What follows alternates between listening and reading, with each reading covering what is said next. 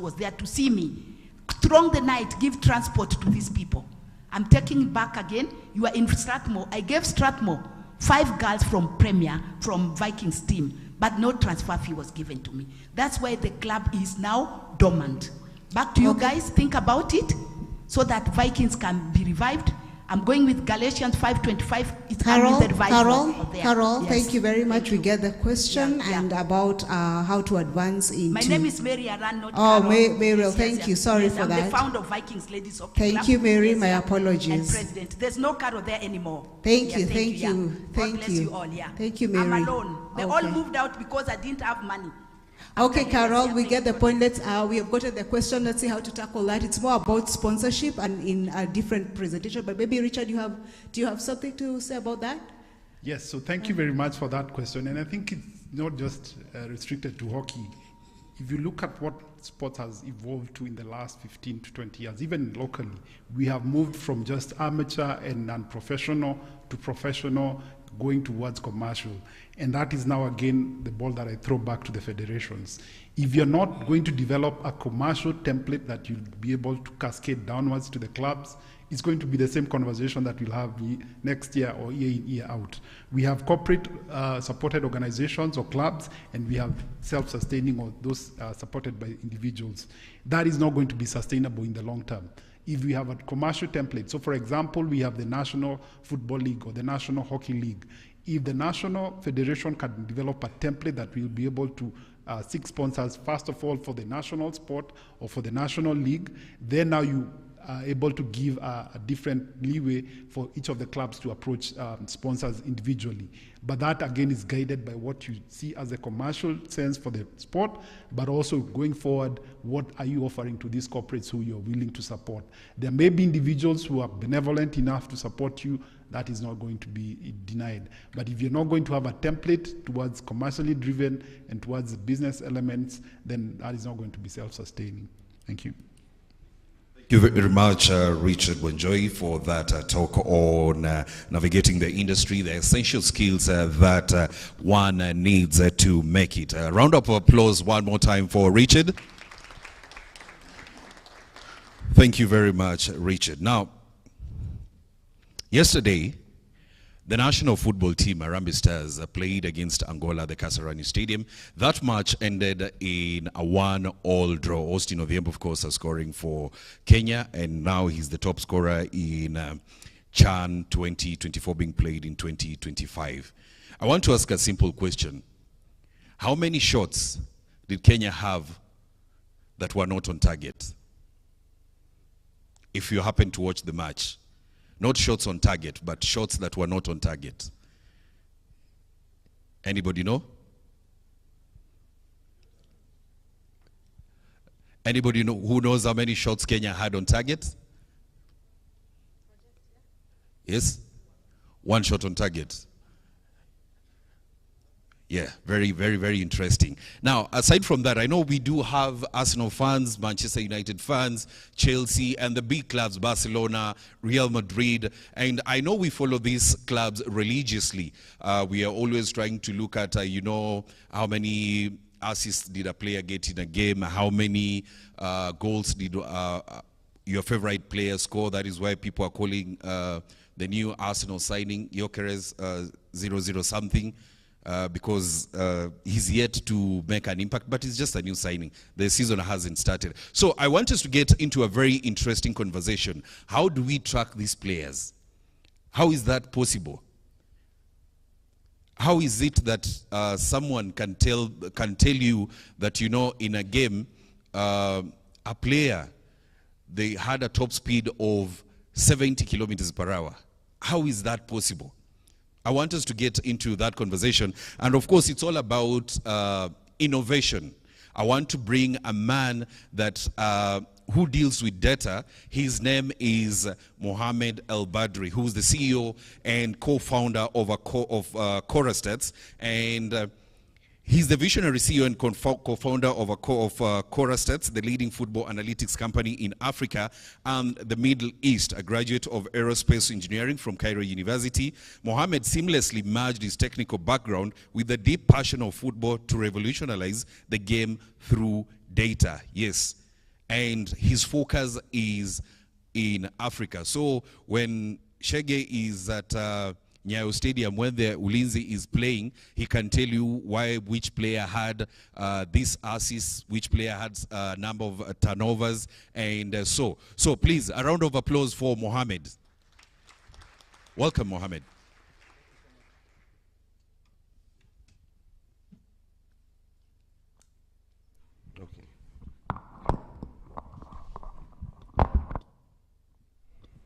Okay, thank you.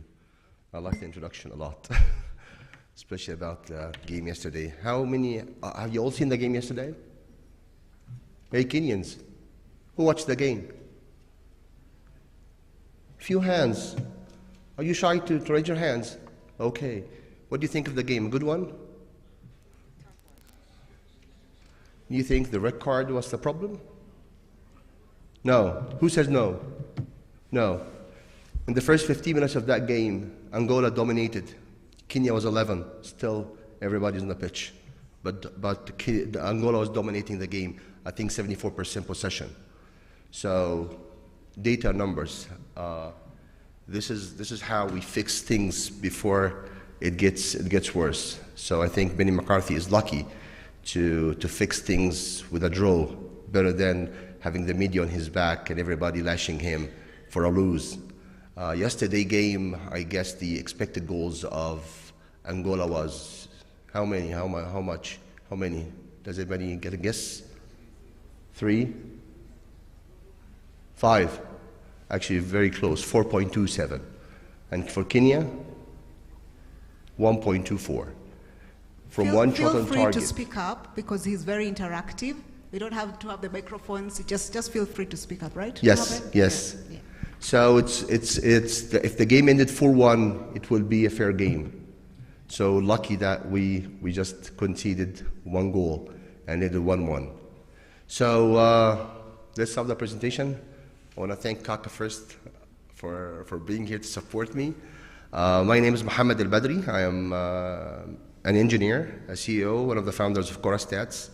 Company been there for like 16 years now in the market. And we heavily analyze African football. Currently, we cover more than 25 plus leagues across Africa, 140 leagues across the world. And we are also partnered with Transfer Market. We help a lot in putting African players on the international platform and also for scouting players. I'm going to show you during my presentation. So I can use that, right? Okay, now it's great. So, quick question, what do all champions have in common? What do you think? Who played Champions League final this year? Pyramids, Sundowns, right? And Sundowns lost. For the first time, a new club is being crowned, which is Pyramids. So what do these clubs have in common? Do you think it's luck? Persistence? Maybe someone would say the rich clubs, right? How many of you agree that they're rich clubs, that's why they're successful? How many agrees? You agree?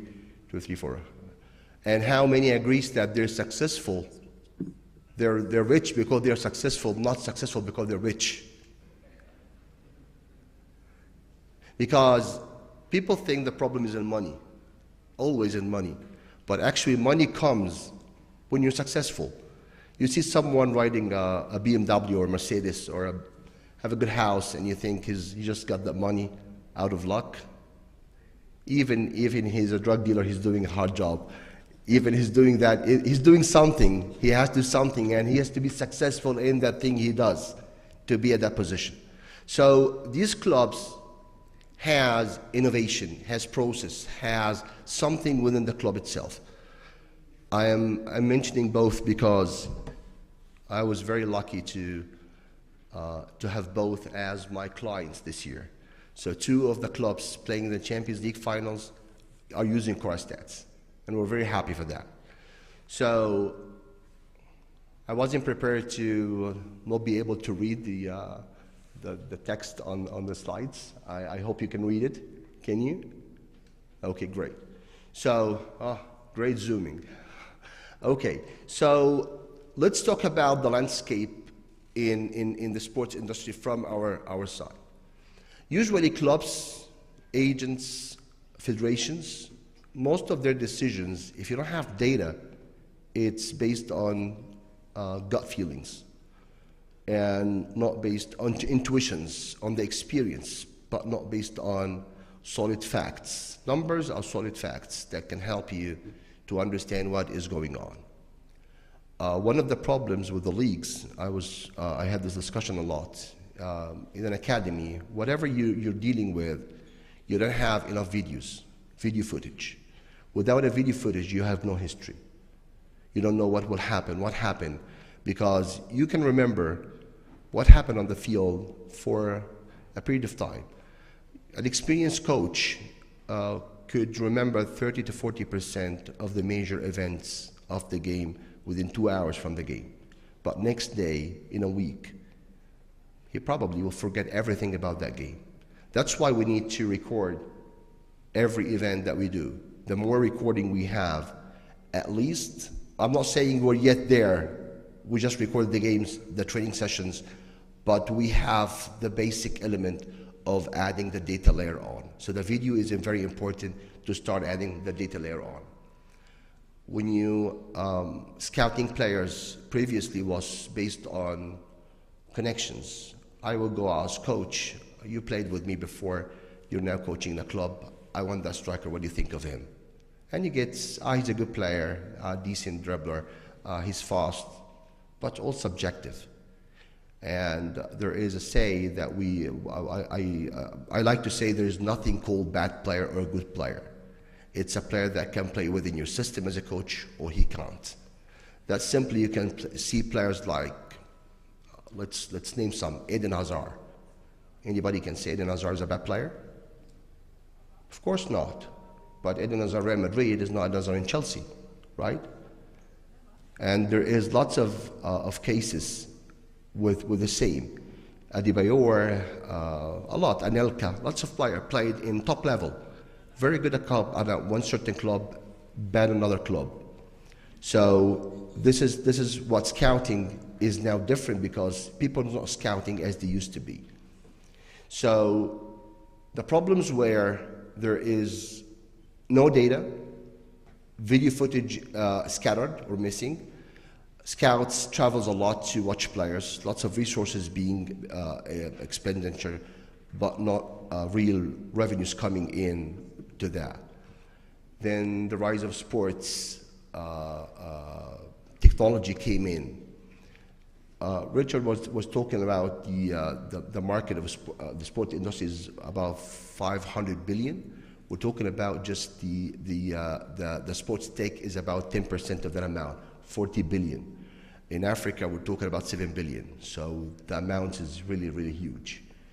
And the technology adoption in lots of aspects, not just the technical side, but also the fan engagement side, the media side.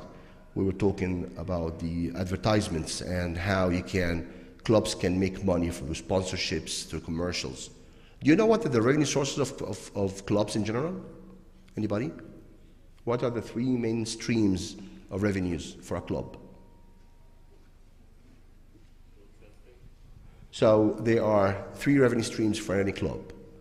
The first one is the media rights, match day revenues, which come from tickets, which we don't have in Kenya, the commercialization and sponsorships, where we sell the shirts, jerseys, scarves, whatever we can sell as merchandises, plus the licensing that we can do, plus the sponsorships that we can do. So right now, data is crucial in each and every part of this. If you want to see how much money we're making during a match day, we need to know what we're selling in our cafeterias, what we're selling for the fans, what fans like, what other age groups, where our social media numbers. All of that contributes at the end to how much money a club is making. So the entrepreneurs came in with companies that have ideas on how to develop these markets. End-to-end video, integrate data integration, fan engagement systems, advanced scouting, tactical and performance analysis platforms. When we talk about data in that area as well, there is two kinds of data, tracking data and tagging data. Tracking data is related to all the physical aspects. That's where you see the GPS, the players wear a bra with the GPS located. That is for tracking the physical aspects. Why we do that? To prevent injuries and to utilize the players as the best we can. Usually clubs who win tournaments are the clubs with the lowest injury rate. So despite anything else, if you can keep your 10, 15 players top level all season round, probably you will be winning the games. And this is why when we look at big clubs in Europe, how many players they have in the squad. Barcelona, for example, or Leicester City, who won the Premier League 2015, they were talking about 24 players. In most of our clubs in Africa, we're talking about 30 to 35 players. That is how big our squad is.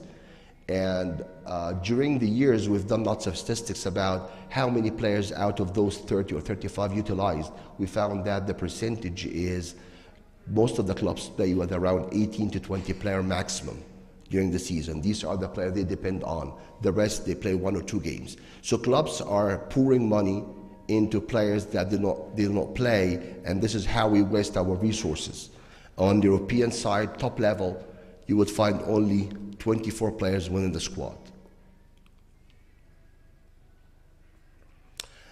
In that game, the Champions League final, we had both Pyramids, Sundowns. The game was very close, and for me, I was cheering for both. Whoever wins, I'm happy. In both teams, you would see a lot of development. Sundowns, the analysis team within the club is about 8 people.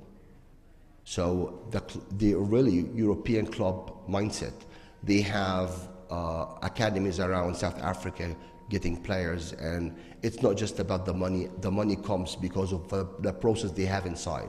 Pyramids as well have invested a lot in the Egyptian scene. But despite that, the season they won the Champions League is not the season they made the most spending.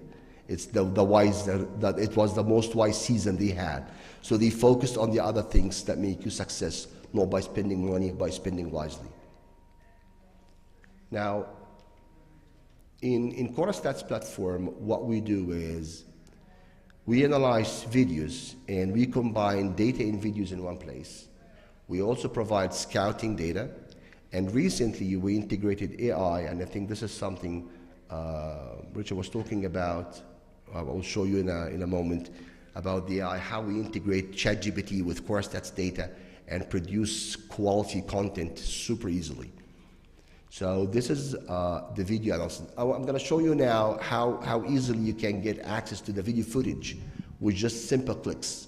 So this is, I think it's the Kenya in Chan.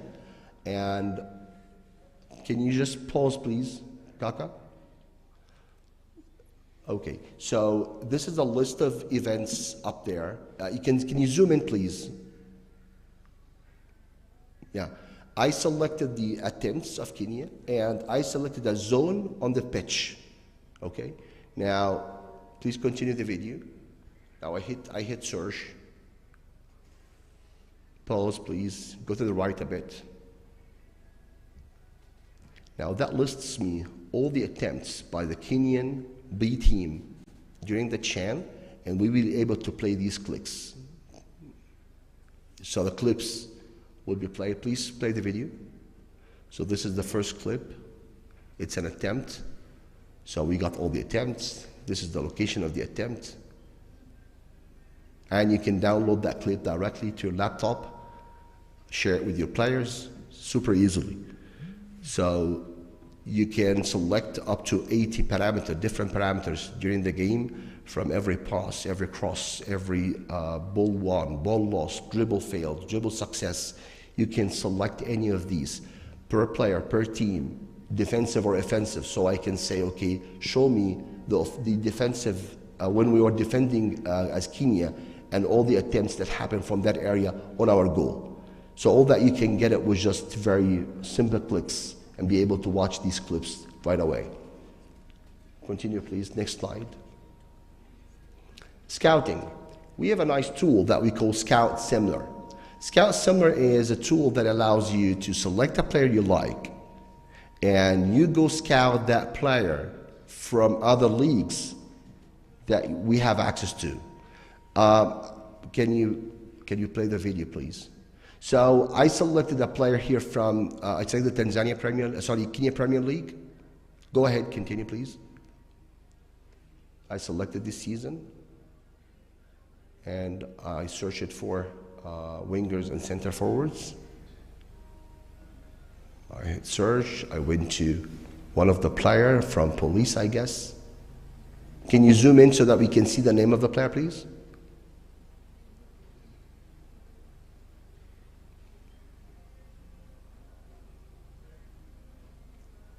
Francis.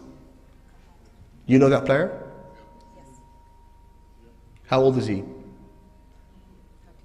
33, right?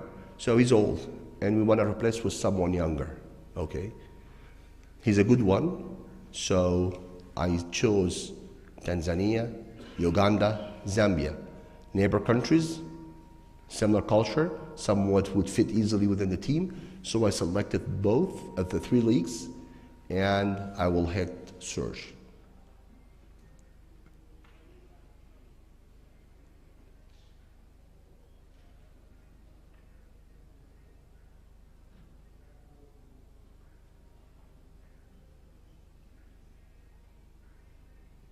Now selecting the other league.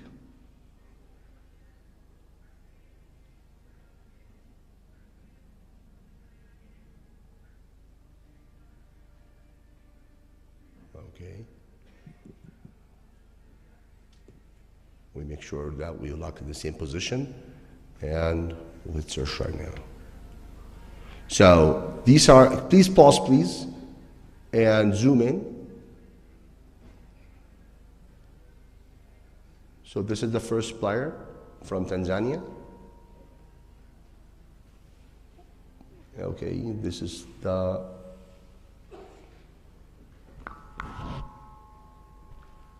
what's the name? Yeah. Fatih.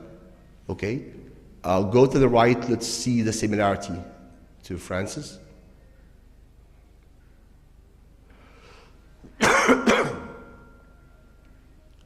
So I guess the other video is on top of that video. So that player is, what's the percentage here? Can you rate it? 87, 97. So these three, the first 3 players are 97, 95, 94 similarity to our player. So I'm not saying you should go and buy this player, but what I'm saying is we're narrowing down the search. And instead of watching hundreds of players or sending a scout to watch a player for us, at least now I'm getting you the circle around 4 or 5 players you can look at. So it's very easy now to scout players at your office without moving. And every player of these, you can watch the clips from the platform directly. You just click on the player, compare them in a second. Please play the video. In a second, we'll compare them to each other in numbers so that we can know which player excel in what aspect. Then we can watch the videos of the players and be able to, okay, identify now, this is a good one. Let's try to check who is his agent, how we can work with him, get him. That's why it's important to have the data also in transfer market, because you will be able to approach the agent and get a flavor of the pricing as well. Is it paused or played? Kaka, play please.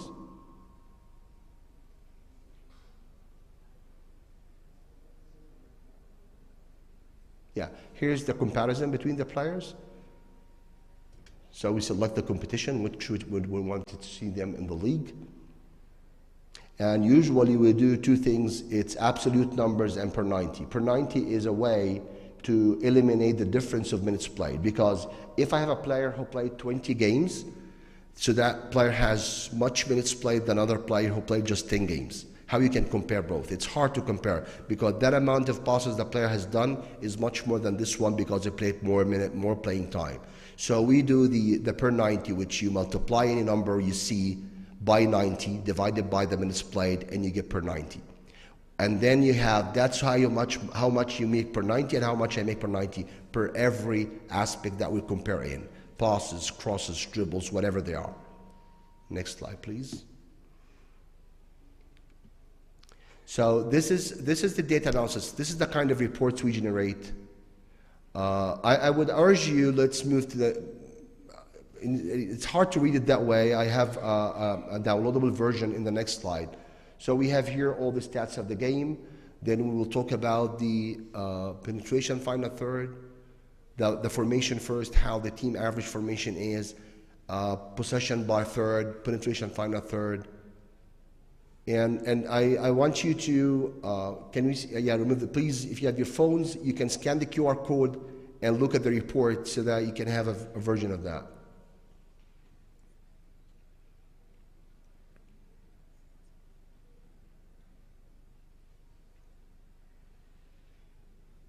Be able to scan it?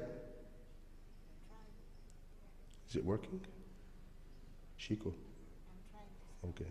I'm depending on you, huh? Got it?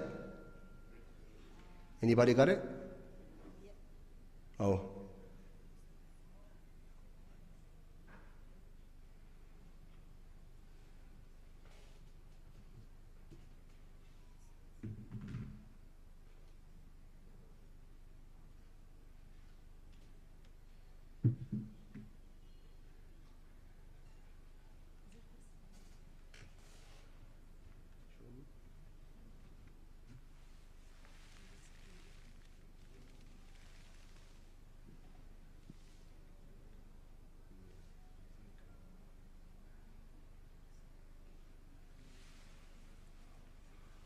Okay, in my contacts, I will send you, if you send me an email, no problem. So for content creation, this is the fun part. This is a product we're creating in a beta version right now with integration with ChatGPT, where you can, I'm going to show you something with Dazzle Your Mind. Please zoom in. Yes, this is it. Okay. It's okay, no problem. I just want people to look at it. If you're able to download the report, look at the report, and it's very explanatory. Please zoom in so that we can see what's been typed. Zoom in again, please. Yes. So in here, I wrote the Tanzania Premier League season 24-25, and the task, I want to write a compelling story and engaging content about the top 3 dribblers in the league. Okay. And that's what ChatGPT came up with. So can you please zoom in a bit so that we can read what it wrote?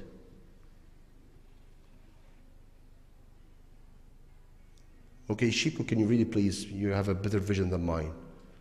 All right, do you want to start from the top? Yeah. Scroll up. So we have the KPL Dribbling Kings 2024-2025 season. Okay, go down again. You can see that it went to cross-test platform, got the data from, and combined the data to write this post. Yes. And they have the Kenya Premier League has been lit up this season. That's what it says, and it gives us the top 3 dribblers so far. We have Javan Omondi, the Kenya under 20, 36 successful dribbles, light pace, silky footwork. He says he's a nightmare at every fullback. Then we have Edward Omondi, Kenya B team, 33 successful dribbles, explosive at the mark and fearless in taking on defenders. We have Sharif Musa, Gor Mahia, 30 successful dribbles, and when the ball sticks to his feet, you know magic is coming. Yeah, that's the top 3. Then, yeah, just more additional information. Now, read the last part, please. Okay, zoom in. Every twist, turn, and nutmeg gets the fans on their feet. Which one of these wizards is your favorite to watch? This is the kind of thing that will urge people to start commenting, because if we didn't put the last line of the post, okay, it's an information. But we want people to comment and share. And this is the beauty about AI. I created that post in a second without thinking about anything, knowing about anything. I didn't even have the data. I just went to ChatGPT, send that out, get me the data. Here it is. So it's really an eye-opener to that. And imagine what we can do if you are a pundit studio and you want to prepare for the game, to ask the analysts you have in the studio.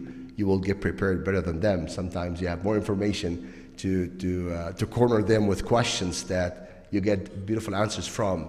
If you're an analyst working and you would like it to produce for you detailed reports about a player you're scouting, the AI will do the content and in a marvelous language, a technical language that can be used, and you can specify that to him. If you know the right prompt and you have the right tools, this is what you can create. It's the sky's the limit. So this is a quick overview of what is going on within this industry, and I think I give you some example of that. These are contexts. Please feel free to connect with me on email, on WhatsApp. I'll be happy to hear from you, and I would love to listen to questions, if any questions. Thank you very much, Mohammed Al-Badri, the CEO and co-founder Chorus Stats. One more round of applause for Mohammed. Yes, some few questions for Mohammed. I know you have lots to ask, but let me begin.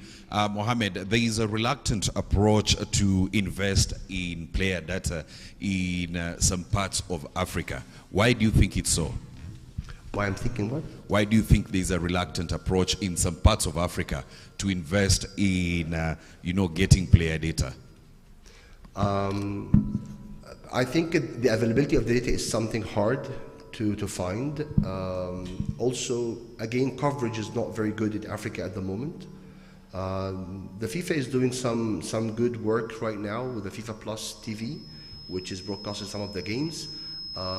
But you don't find most of the games available, and this is one of the problems that we all face when collecting data, because if we don't have the match team sheets and the videos, it's hard to get the right data.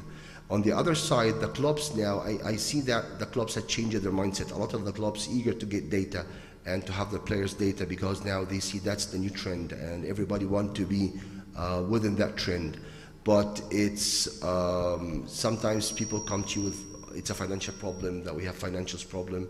And again, I was just giving the example of you spend on players that you don't need while you could spend on other things that's more important. Let's pick questions from the audience. Anybody with a question? Yes, we begin right there. Yeah, thank you. Thank you very much, Mr. Mohammed. My name is Dunstan Nyaudo. I'm the head coach of Ulinzi Stars. And at least I'm happy because my club has partnered with Chorus Stats. I think we are the only club that partnered with them. And I'm also happy to see one of my players in the stats and the best dribbler. I want to actually tell those who attended this symposium that through the statistics that we got from Mohammed, we were able to throw that into the market, and Javan is not with us today because one of the universities in America spotted that through his work, and Javan managed to get a scholarship through that. Number two, I want to maybe put this directly to CAS. I believe this is a wonderful symposium. A lot has come out of this. But then what is the next in terms of the follow-up from what we have gained from here? Because this is a state corporation, and when you look at the functions, a lot of this should be done by CAS. Now, moving into the federation, because now it is clear that data is everything in sports marketing today. So how are we going to help our federations from various sports disciplines? I think it still goes back to CAS, because most trainings are organized by CAS, and CAS actually is mandated to promote sports in Kenya. So I believe if we can pick it from here and talk to various federations on what we have gained from this symposium, then we'll be better placed. Otherwise, for Mohammed, Corastat is a unique company now in Africa promoting a lot of things, especially in sports. How are you going to move into every space or to every country to sensitize everybody so that I'm able to see a player from Benin or from Malawi? Because from what you're saying, every federation must engage what is called a marketing firm that can pick all the games or video, rather, take all the games in every competition for you to work clearly. This is a great question, and this is what we're doing right now. We're talking to FAs. We're in talks right now with Ghana, with Uganda, with Gambia, Zambia as well, and I'm here in Kenya to talk to the FA in Kenya, because we just want to get the Premier Leagues, but also the women leagues and the lower division leagues. Most of Africa doesn't have youth competitions yet, and this is something very bad to see. Maybe in Egypt, Morocco, Tunisia, Algeria, South Africa, they have youth competitions. You would see under 19, under 17, under 15, under 13. But in West Africa, where the players from Senegal, Ghana, Nigeria, these players goes directly to maybe they're the best exporter in Africa when it comes to players. The good players plays in the lower divisions. So the young players, so you see 17 or 19 years old playing in second division or third division. That's why it's important not just to cover the Premier League, but also the lower division.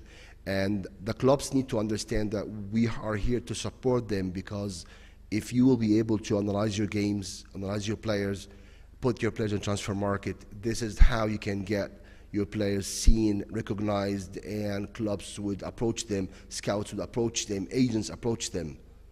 So we're hoping that FAs in Africa would be more cooperative in that area, and we're doing our best to approach every one of them.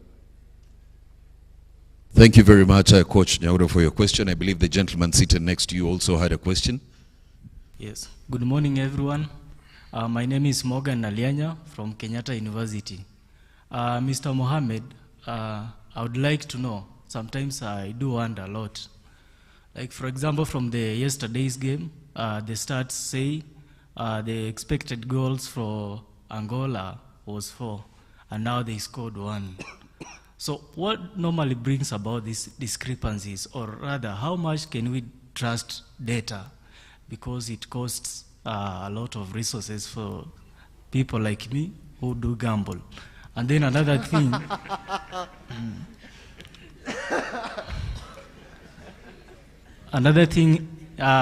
Mr. Mohammed, for those of us who do not have these smart tools, for example, speed cameras or GPS vests to collect data, I would like you to elaborately explain to me how can I use my smartphone to collect data in a live game scenario. Thank you. Okay. Data, and this is the problem with gambling, data is not, it's a macro level, not micro level. What it means, data gives you a trend. For example, yesterday game, Angola had 4 expected goals, only scored 1. If that happened 4 or 5 games, that means there's a problem within the Angolan strikers, wingers. So the coach now would need, okay, we need to change these players. We have a problem here because we'll be able to create the chances, but we're not able to convert the chances. Okay? But if Angola next game, they score, no problem, that game was a bit lucky. Gambling is all about the luck, about one game, but not about the trend. So you can trust data, but you don't trust gamblers, because you're gonna get in somehow losing, and the house wins always. This is how the business model is being built. So I would tell you, stop wasting your money on gambling. Now, let's move on to the second part of with the cell phone.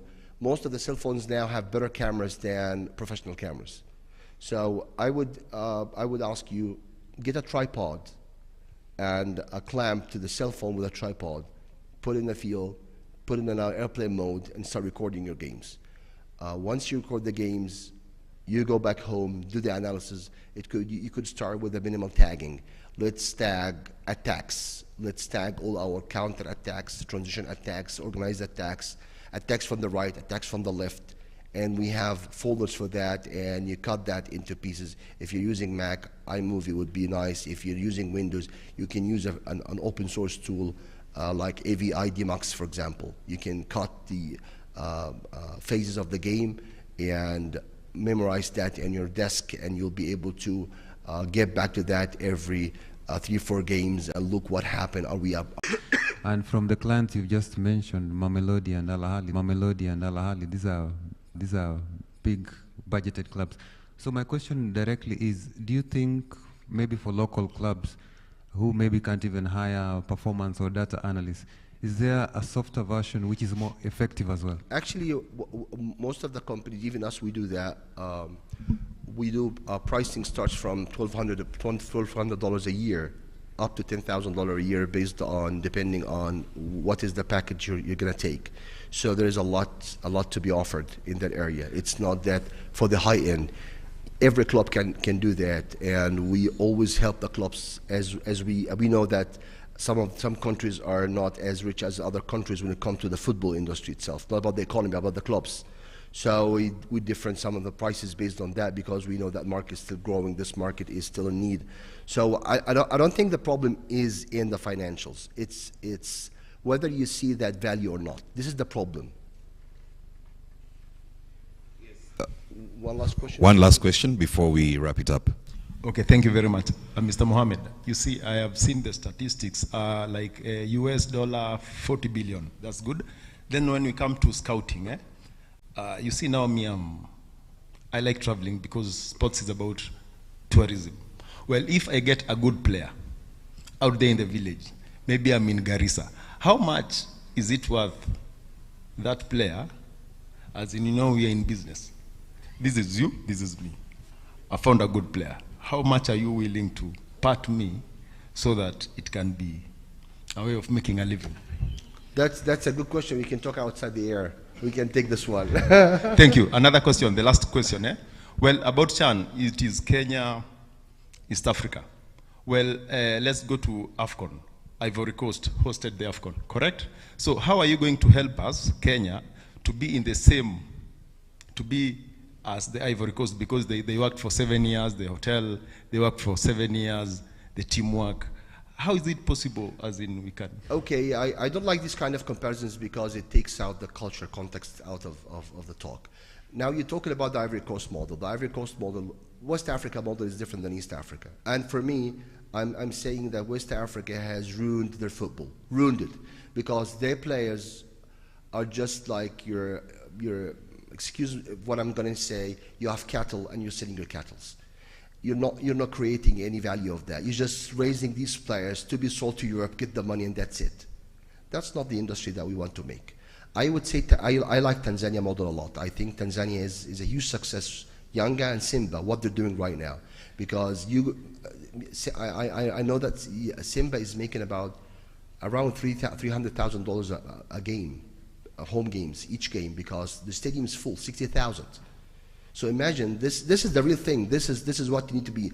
The national side is good for the national pride, but this is not the only way. It's a development that takes years. England has been, and this is right now the best league in the world, right? And Spain has the second best league in the world, right? They had years without winning anything, not World Cup, nothing. Spain, the first World Cup they won in 2010.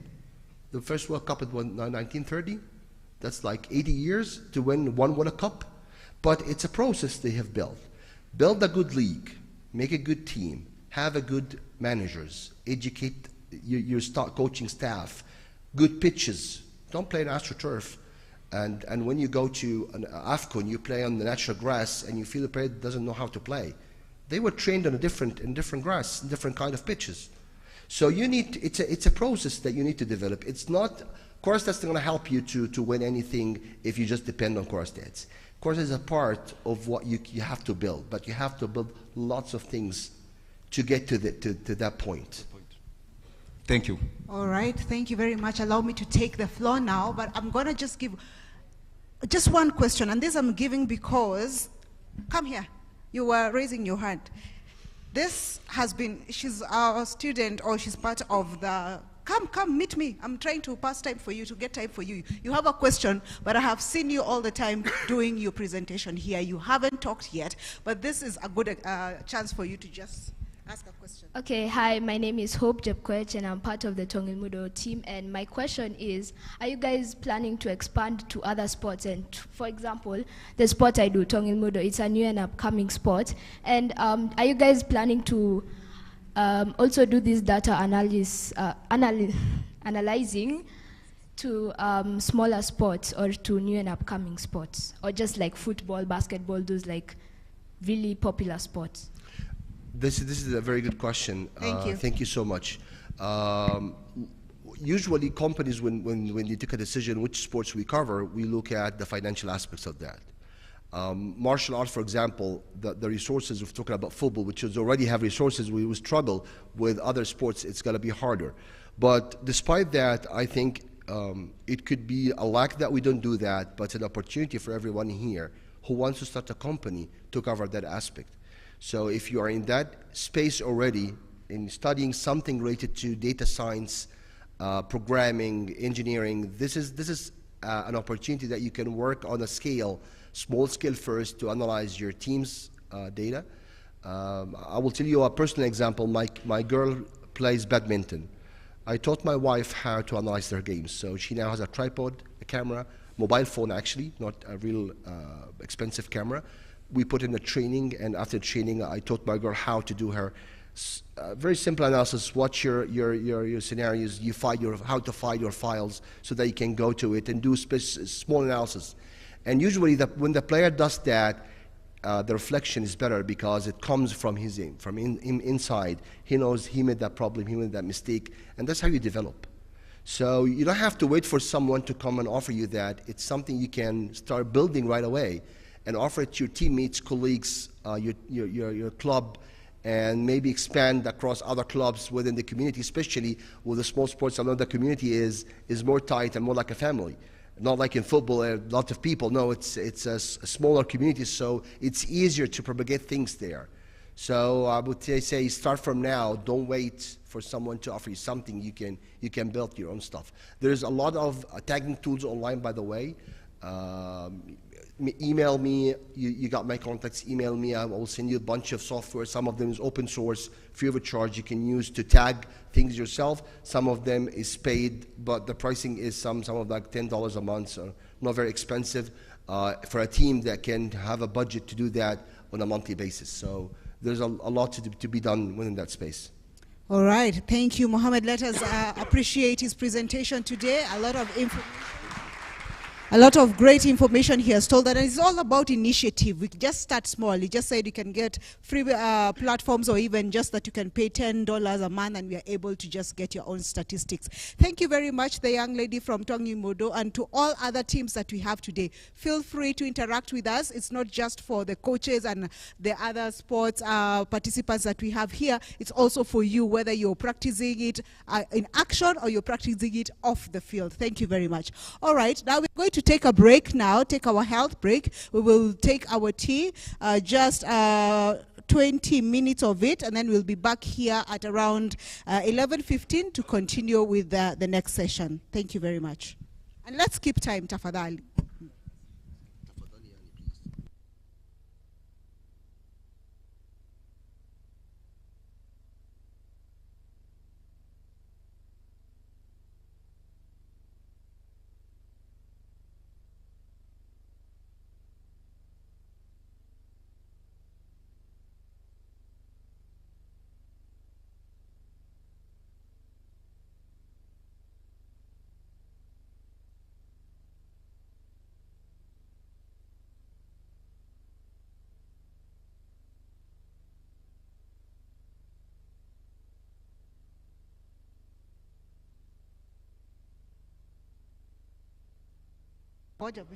And as you go, please carry your belongings with you. The phones, if you know you have something that can inaweza bebwa, tafadhali, please protect yourself.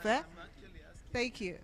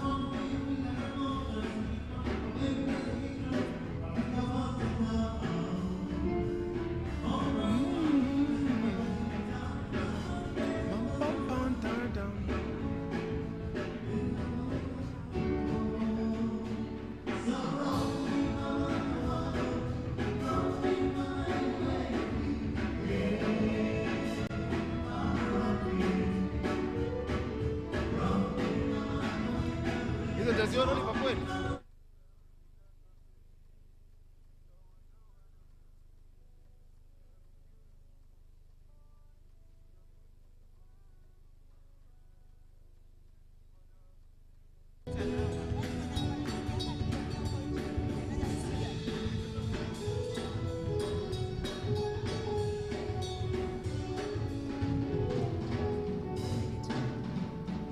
minute.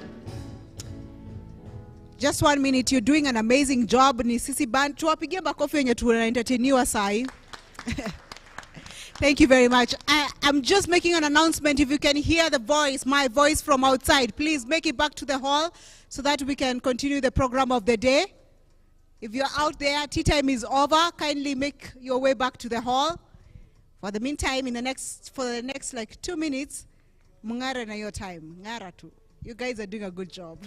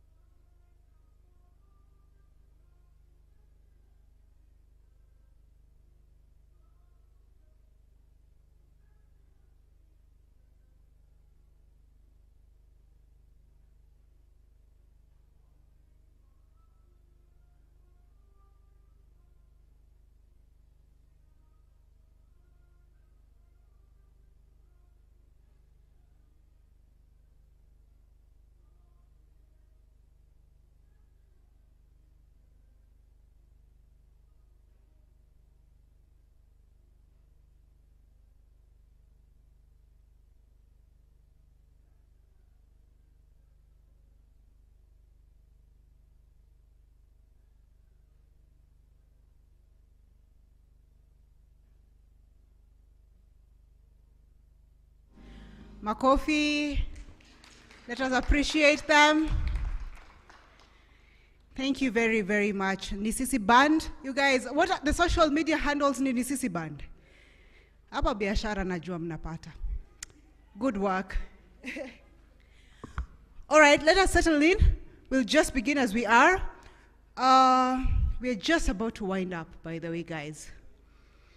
This is our last session before we go to the closing ceremony. Just as we started with a bang, we will want to end with a bang. And we're just now transitioning. We have just done innovation, sports and innovation. Then now we're going to get to a point where we're including sustainability into this whole conversation. We cannot do sports now without talking about sustainability. And this has been something that has been included into our goals, into the world governing bodies, in sports, world athletics, rugby, talk about every other sport. We have brought in about the aspect of sustainability. I'm going to call back on stage my fellow moderator, Robin Okenya, to take us through to the next presentation.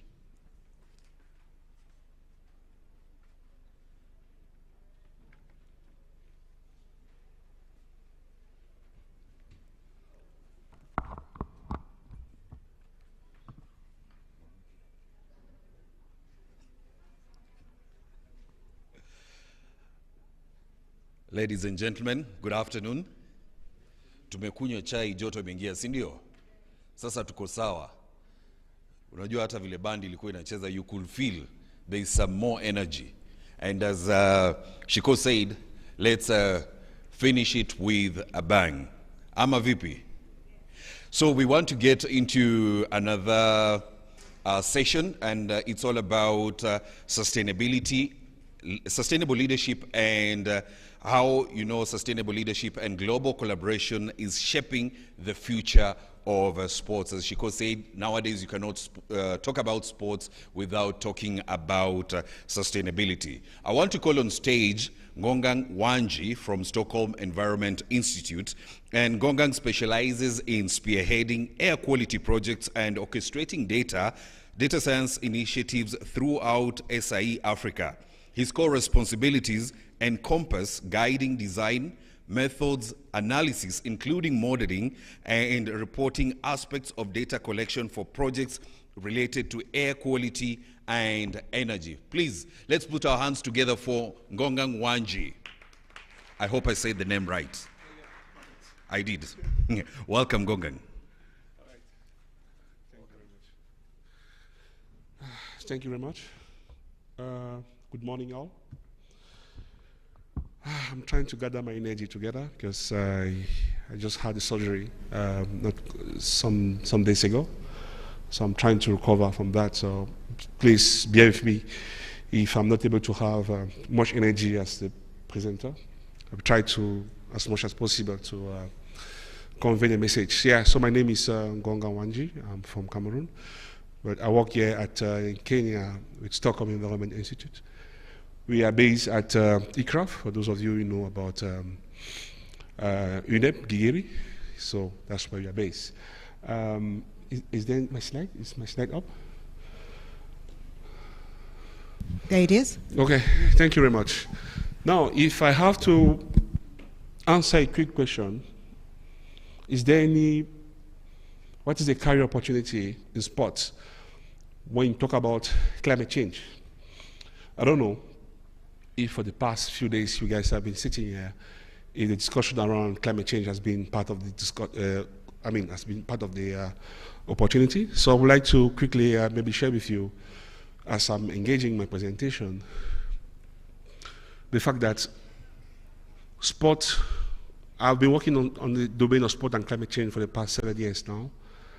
And I will tell you for free, we are really looking for more data scientists. We're looking for more data modeling experts, climate change experts into the sport industries. What we've been doing in Kenya for the past now 2-3 years is to deploy what we call air quality monitoring sensor across different training grounds. I'm sure some of you know about, if you go to Nyayo Stadium, you should be able to notice a gadget called an air quality sensor. The engagement that we do, that we started with Athletic Kenya, is to make sure like athletes are able to have timely information about climate change. So whenever an athlete trains, most of them have little knowledge about climate change. So our work we do at ACI then is to provide timely information in terms of what could be the potential risk of exposure to climate change as athletes are performing their duty. Please, thanks. Can I press this? Kindly help if, just to go to the next. Okay.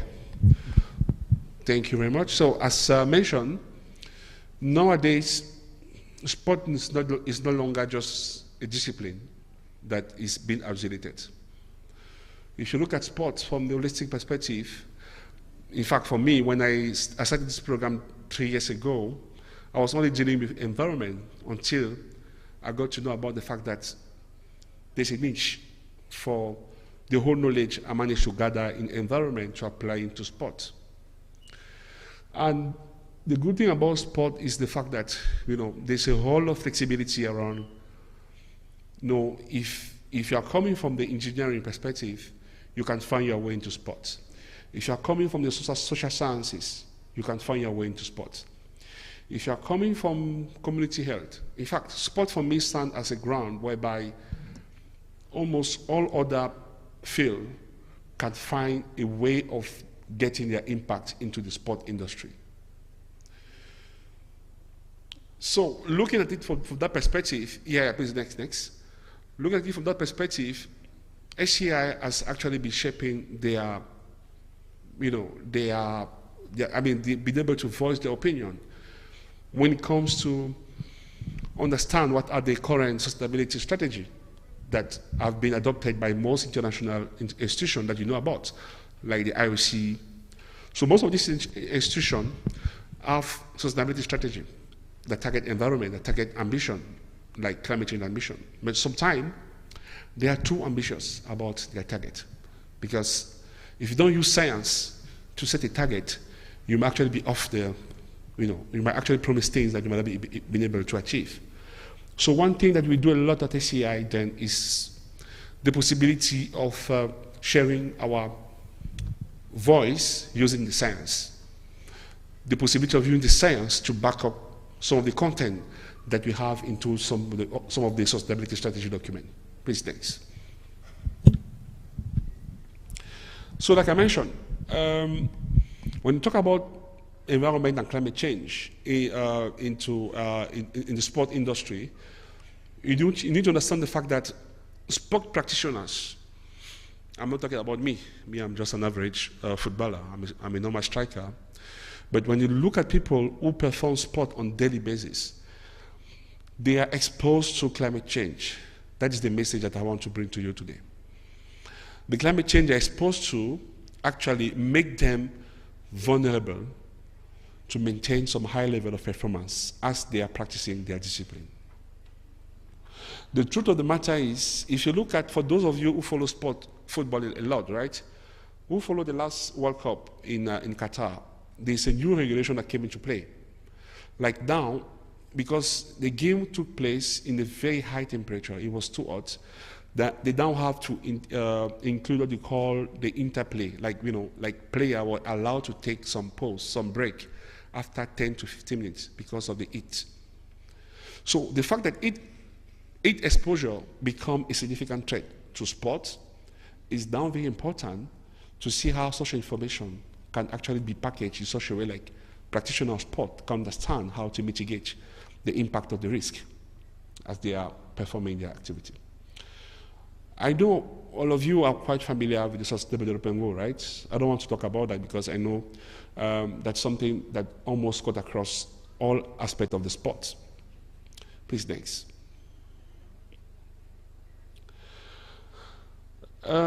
There's a strategy that was launched by the UN called Sport for Climate Action. And then the Sport for Climate Action, like I mentioned, look at 4 major principles of sustainability. And one of the principles of sustainability is the provision of air quality data to athletes and climate change data. So that's just to emphasize on the fact that, when you talk about sustainability, you need to understand it from the perspective of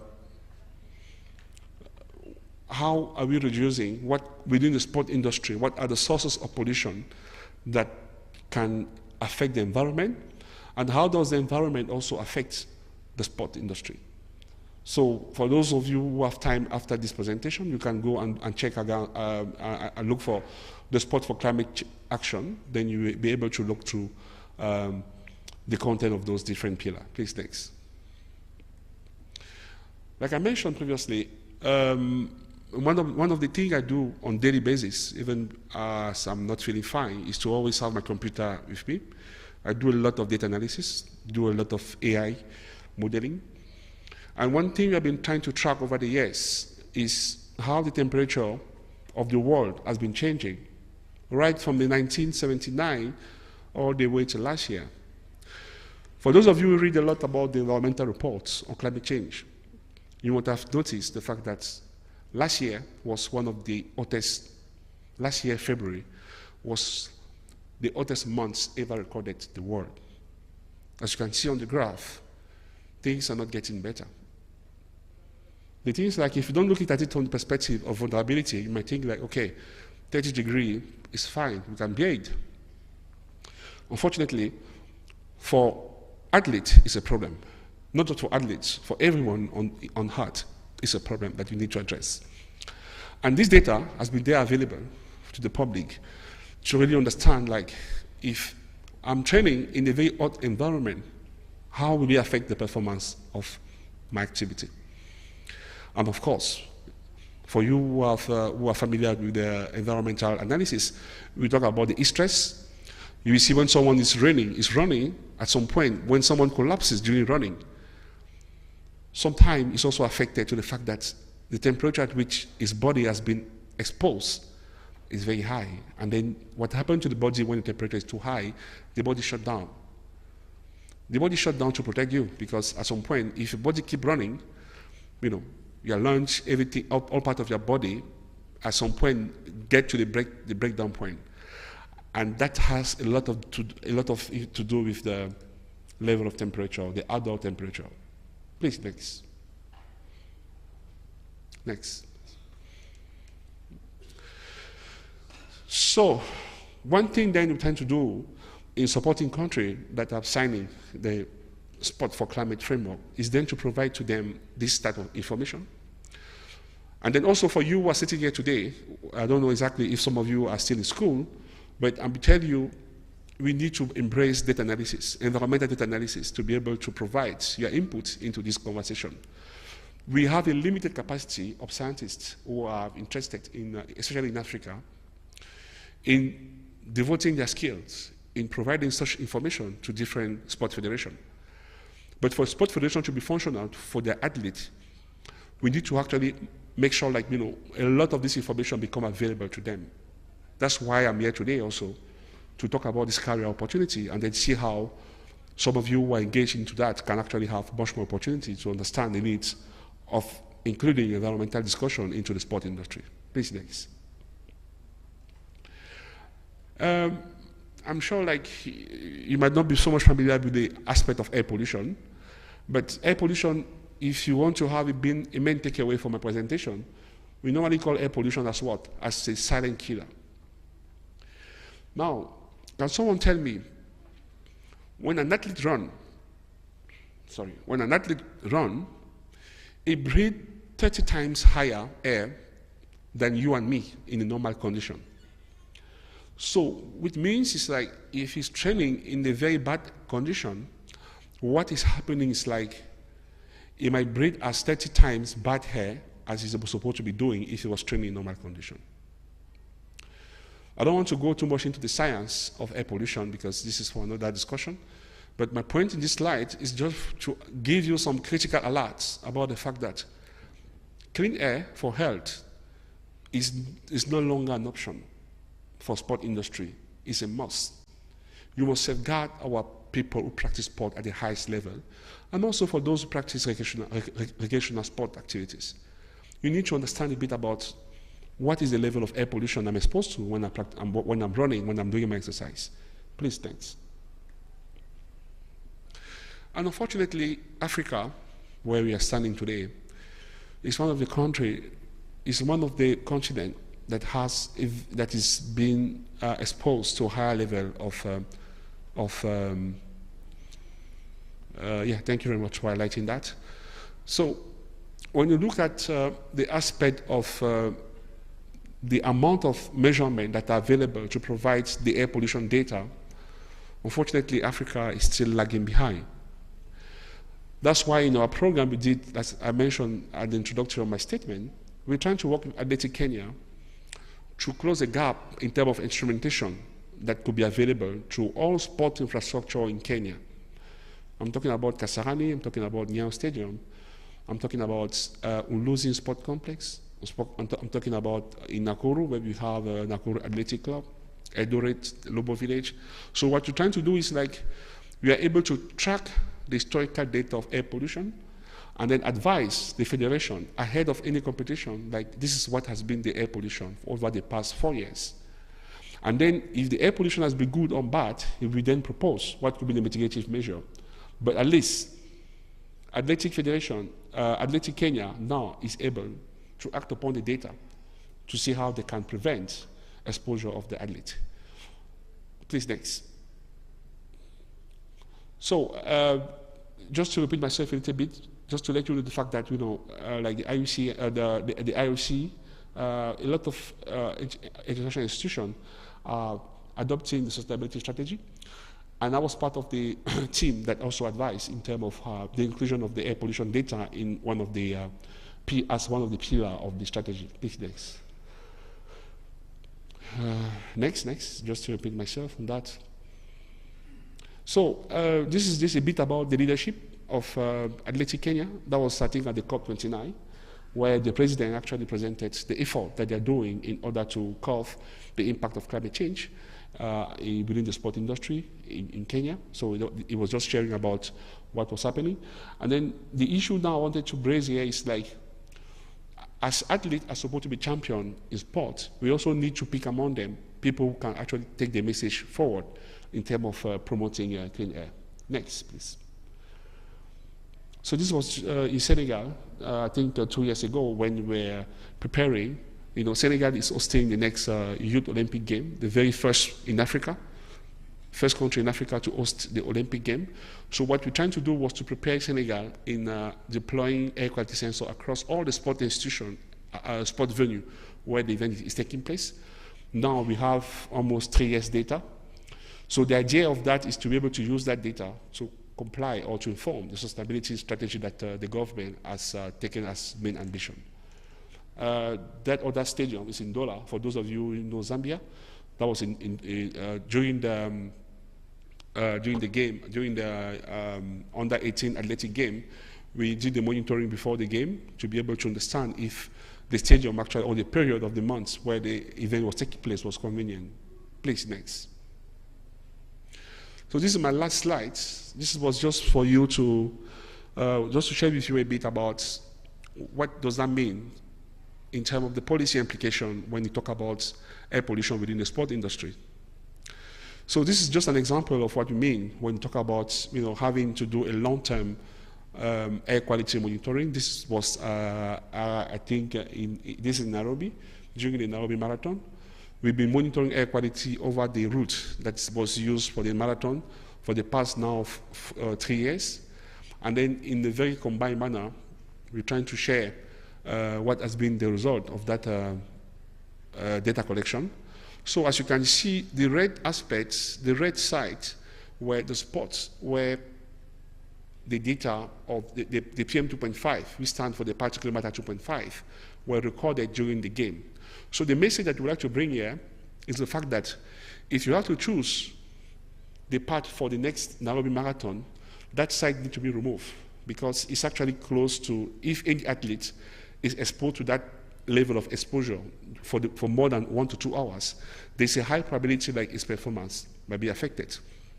So this is a type of science that we think could be relevant in the context of bringing policy to sport, bringing science to sport, and also advocate for clean air. Thank you very much for your attention. I think I'll stop here. And, thank you very much, Ngongang Wanji. A round of applause for Ngongang from the Stockholm Environment Institute. I know you are a little bit under the weather, but two questions. Yeah. One, what innovations or policies do you think should be put in place to have a bigger impact when you talk about sports and sustainability globally? Thank you very much for that question. I think one aspect in terms of the policy implication is I will look at it from the perspective of institutions that have the possibility of enforcing, because it's not longer about if the air is bad, what do we do about that?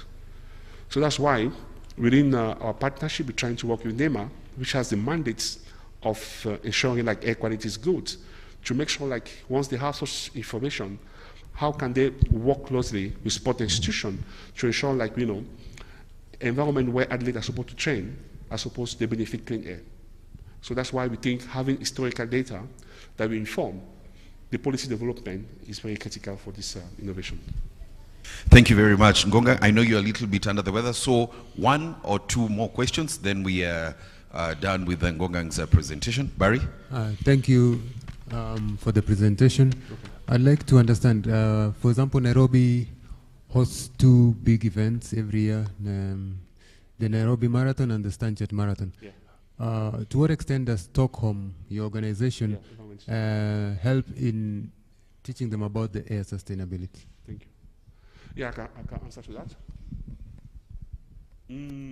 Okay, by the way, before I forget, this is also a partnership with United Nations Environment Programme. So what normally happens is before any of these events, as you mentioned, we work with Athletic Kenya to provide the historical data of the air pollution along the routes. We've been doing that for the past now 4 years. We started in 2022, where we've been informing them about what could be the best period where such an event should take place. If you remember this year, the Nairobi Marathon used to take place, I think, around the month of May or upward, but you notice like this year it has changed. Now it was starting around June, if I'm not mistaken. So all of this discussion happened because of science that we're able to inform the federation about. So for them now, they are really realizing the fact that the less they expose athletes to high temperature or high pollution, the better they're able to perform into the event. And then also they are supposed to report into the sustainability that they have signed for. Because Athletic Kenya, which is one of the most custodian of the World Athletic has developed a sustainability strategy, and the Athletic Kenya is one of the signatory, which means they have to report to that organization whenever they want to organize such an event. So what we do then to provide the science to them in the manner that they understand, and then that's how they use the information now to engage World Athletic in terms of how they are preparing for the event. Yeah. Thank you very much, Ngongang Wanji from the Stockholm Environment Institute. Please, one more time, a round of applause for Ngongang Wanji. Thank you very much for your presentation. Excuse me, just before he leaves, one question. Okay, please go ahead. So, according to the data that you have provided, I've seen that actually my consideration is largely Africa is still a frontier. But according to the data that you have given, I've seen that in terms of air pollution, we are actually at a higher rate. And I'm considering that you're not doing so much of manufacturing as compared to the West. So what is actually the reason as to why we are in such a place? Okay. Thank you very much for that question. I wish I had more time to explain to that. Now, there are two problems about this, as you clearly mentioned. One problem is connected to the fact that there are limited numbers of infrastructure that are reporting about the air pollution. If you look at only Nairobi, normally, according to science, one sensor is supposed to cover 2 kilometers square of radius in a region. If you really want to have a comprehensive monitoring within Nairobi, you can imagine how many sensors might need to be deployed. Africa actually is one of the countries that has the lowest number of air quality infrastructure to be able to report such information on real-time basis. So that is actually one of the limitations of having consistent data. And then for the limited effort that you see institutions like ours and other institutions that are collecting data, they are limited by resources to be able to cover the whole, let's say the whole of Nairobi. So what they can do then is then to leverage upon the modeling technique of combining satellite data and then with the ground observation to be able to have some level of understanding. So that's why you can see, despite those efforts, we still have a huge gap to cross in terms of providing such information. So that's why whenever you're trying to intervene into the sport industry, we are very focused in terms of where do we need our entry point to have more impact. Is it the training ground, or do you want athletes to be wearing those devices themselves so that they're able to provide data to know what they're exposed to because of the limited infrastructure, limited resources? But yeah, you are making a very good point about that. We need to actually have much more institutions like the private sector to invest into such infrastructure to be able to have more data, more evidence to understand the impact of climate change. Thank you very much. Thank you very much. Round of applause for Ngonga Ngwanji from the Stockholm Environment Institute for giving us that talk on how sustainable leadership and global collaboration are shaping the future of sports. One more time, thank you very much, Ngonga Ngwanji. I can see Brian Wesala, of course, from Football Foundation Africa. Brian, how are you doing? Good to have you here. You missed the presentation on data from Cora Sports by Mohammed Al Badri. Probably you'll get to meet him later. He can give you more info on how data is shaping sports in Africa. Yes, right about now, we wanted to shift gears and talk about something totally different. Shiko, you ready? Yeah, always ready. Thank you very much, Robinson. You've taken us through the morning session. Let me take this one. So far, so good, people. We have had quite a vast conversation from across almost every career that we will want to think about or even talk about or even explain deeper for people who are interested in the world of sports, and so that we are able to achieve the theme of this National Sports Career and Symposium, that is exploring diverse career opportunities in sport. And at this juncture, before we get to the last speaker of the day, and I told you that we need to finish on a bang, I want to just have a feedback. So far, so good. We're just at the home stretch. Some kind of feedback from somebody who has not talked since we started talking. Which was the most interesting topic that you had? What was your carry home? This is your 15 seconds of fame. Please, if the microphone hasn't touched to your level or hasn't gotten to your deck or you haven't said something, 2 people I'm giving a chance. I've talked to everyone since we started on Wednesday. There, right here, Wahome, in the second deck, yeah. Good afternoon, everybody. Good afternoon. My name is Hannah Gishohe from the Kenya Netball Federation and now the Kenya Walk-in Football Federation. My take home is that sports is no longer just the games that we used to do, and I've discovered that we can also have data and working opportunities. Thank you. All right, thank you very much. It's good to hear that kind of feedback. One more person, please. At the back, are you strong enough to project? Hebu jaribu nisikie.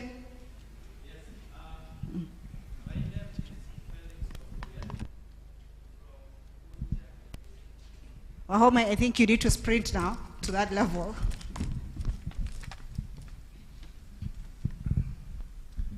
Yes, my name is Felix Obuya from Ugunja TVC, a TVET institution in Siaya County. I'm representing the principal in this meeting. One thing that I learned, I joined quite late yesterday, but I learned there are so many opportunities that we can engage in sports.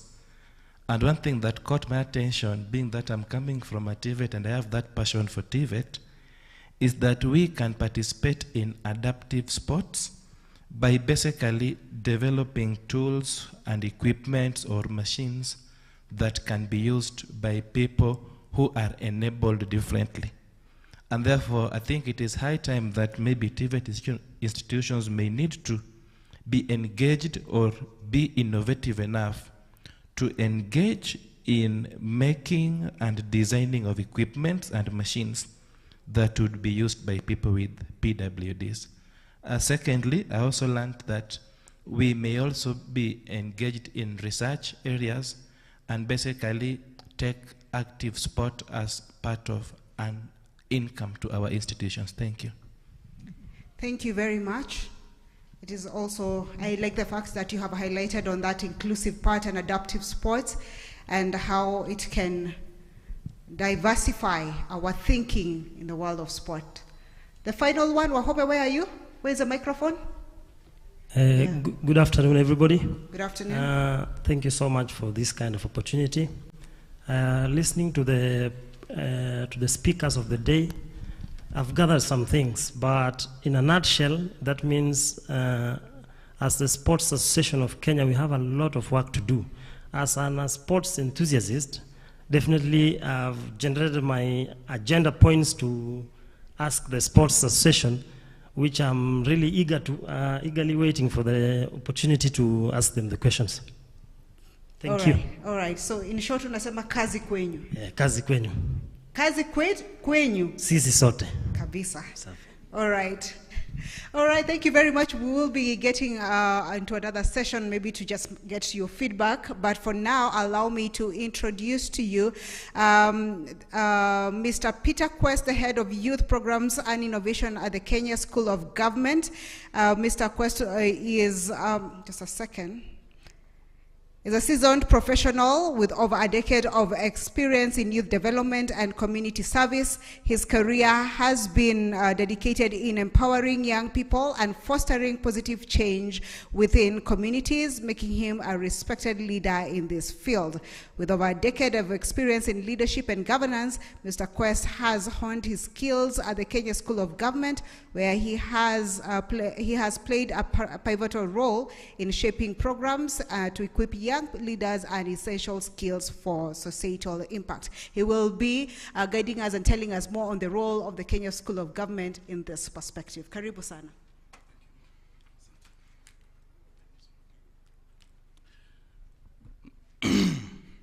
It's working. Yes, it is. Good afternoon. My name has been shared. My name is Quest, Peter Quest. I head youth programs at Kenya School of Government, as well as innovation, as well as business development. I'm also the head of resource mobilization at the school. Our Director General, Professor Noura Mohammed, has sent his greetings. He was supposed to grace these occasions, but due to assignments that he has been assigned by the minister, the meeting is currently attending to. So he has sent his greetings because he is a friend of Kenya Academy of Sports for so many years, and his passion for young people has continued to be his center stage in terms of mentorship and pushing for the youth agenda. I said I should share with you what the school does in a number of areas that shapes the works, the participations, the capacity engagement for young people across the Republic of Kenya. Kenya School of Government has been very instrumental in pushing for the youth agenda in a number of areas. Some of the notable areas is that the school has pushed for creation of what is called safer spaces for youth across the country, notably the centers in counties of Isiolo, the centers in counties of Tana River, and the center in Busia. These centers serves as the interest and the safer spaces for youth to engage, to participate, to be mentored for life skills related programs, for capacity engagement programs, and for career progressions. Kenya School of Government works with various ministries and departments. One of them is the Kenya Academy of Sports, to try as much as possible to leverage on increasing opportunities for young people. For instance, Kenya School of Government proudly has 2 football teams, boys and girls, who are playing at Division 2. And at Kenya School of Government, the young boys and girls are given spaces to actually grow and harness their skills and talents, especially in areas of sports. At the headquarters in Nairobi, Kenya School of Government has sufficient fields that a number of teams that are playing at the Premier League, notably FC Leopard and the Kenya Police, use as their playing ground, and of course most of the time being accommodated at the school. And we encourage a number of football teams that perhaps would like to use Kenya School of Government football pitch to really use it as their home ground and for purposes of training and of course accommodations. In our various campuses across the country, notably Nairobi, Matuga, that is in Kwale, if you go to Embu, if you go to Mombasa, if you go to Baringo, and the satellite centers that I've mentioned, you realize that there are spaces that we could accommodate a number of sportsmen and women to continuously engage in supporting the talent in the country. The other thing that Kenya School of Government champions is the capacity engagement for all sectoral youth. We have close to 16 youth-related curriculums that target young people. And the beauty with those curriculums that target the young people, they're highly subsidized for the youth. And for instance, you realize that some courses are a little bit, those of you who have participated in Kenya School of Government, the courses are a little bit higher. But when it comes to youth matters, you realize the courses are highly subsidized and is a walk-in friendly environment. Kenya School of Government continue to host. This year alone, Kenya School of Government has hosted close to 26 youth-related conferences, summits, and symposiums. Notably, last year alone, we hosted the Continental Youth Conference called Core Africa. We partnered with Core Africa, where we had close to 1,000 young people across the continent of Africa, and the speakers across the globe. Basically, we're telling you that the school has opened the doors for the youth, not only in Kenya, but also across the continent and, of course, continentally. So those are some of the things. The programs, symposiums, and conferences continues.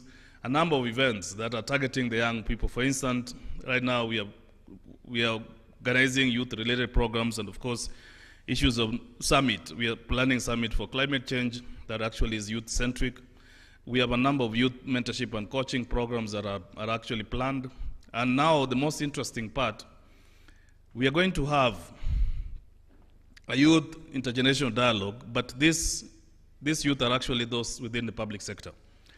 So we are going to really, one of the key areas that we discovered and we found out is that a number of young people in public sector, some of them might not have gone through Kenya School of Government related programs.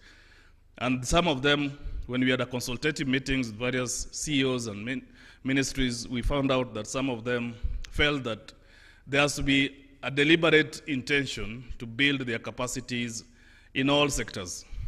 And some of them feel like issues of succession planning, issues of mentorship and coaching are some of the things that they feel will continue. Also, aspect of leadership, innovations, digital skilling are some of the programs that the young people in public sector feel like they need to engage the senior audience. Some feel like they're not growing within their sector. Some feel like they're continuously sidelined in terms of implementation of critical programs that the government is implementing.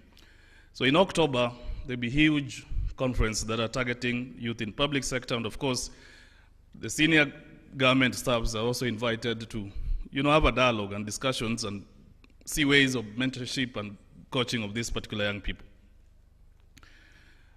In Nasha, we want to welcome and of course appreciate the collaboration that continuously comes with this such important. With the support of Kenya Academy of Sports, a number of young people, for example, Talanta FC has been really playing a big role representing and of course motivating the need of young people to actually get opportunities in government. We appreciate and of course celebrate that initiatives of Talanta, and we believe that continuous support and partnership with Kenya Academy of Sports, a number of teams, and of course if you look around, I walk through the booths and tents and you realize a number of activities are happening because of initiative of the government. We want to thank the Ministry, of course, of Youth, and the beauty is that currently the Ministry of Youth has a youthful PS and is elaborating the youth matters as well as they should be. So I want to thank you so much for this opportunity. I want to appreciate the invitation, and I'm welcoming any questions related to the comments that I've made. Thank you so much. Thank you, Mr. Quest. Let us appreciate him. Just as you're standing there, Mr. Quest, kindly, and I'm going to ask this in a very basic perspective and maybe try to bridge the gap. When we hear government, there is the distance or the gap in our minds, or even because maybe we do not have the information. But how do we bridge the gap so that we understand that these opportunities are there? The school, Kenya School of Government, and they are readily available. How do we bridge this gap to know where they are, how to get the information, and how to feel we can freely approach Kenya School of Government? With the leadership of our current Director General, Professor Noura Mohammed, if today you walk to any Kenya School of Government, for instance, you walk into Nairobi, you realize that it's more youth-centric than a number of organizations or a number of ministries. We have welcomed, I mean, it's an open door for us. Every day, a number of young people will want either conferences, will want either capacity building, will want to partner in any areas. And we realize that programs that target the young people are not really charged as much as programs that are very corporate in nature. So Kenya School of Government, one, is an open door to everybody. For instance, if Talanta FC, that is being championed supported by Kenya Academy of Sports, want to train at Kenya School of Government, we do not actually charge. So that means that we have gone, and of course we have made sure that our programs are across counties. That means, we mentioned Nairobi. Nairobi, we have 2 campuses. If we go to the central place, we have Embu. If you go to the coastal region, we have actually 2 campuses, Mombasa and Kwale. Then of course at the Rift, we have the Baringo, and of course we are in talks with a number of Vihiga and Kisumu to set up some of them. Yes. All right, thank you very much. Do we have any other question that we can direct to Mr. Barry? Kindly pass this microphone behind there. Thank you. Oh, Wahome is already there.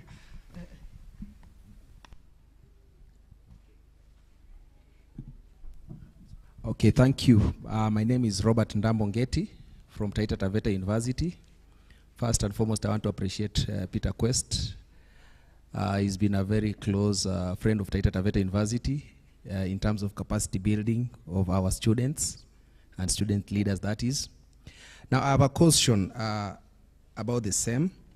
How is KSG positioning itself, especially now that in CBE we have sports as a pathway, and we are envisaging that we will have sports leaders emerging out of that curriculum. Then secondly, as universities, we also have a program that we started 3 years ago, that is a boot camp, where we are capacity building our students in sports leadership areas.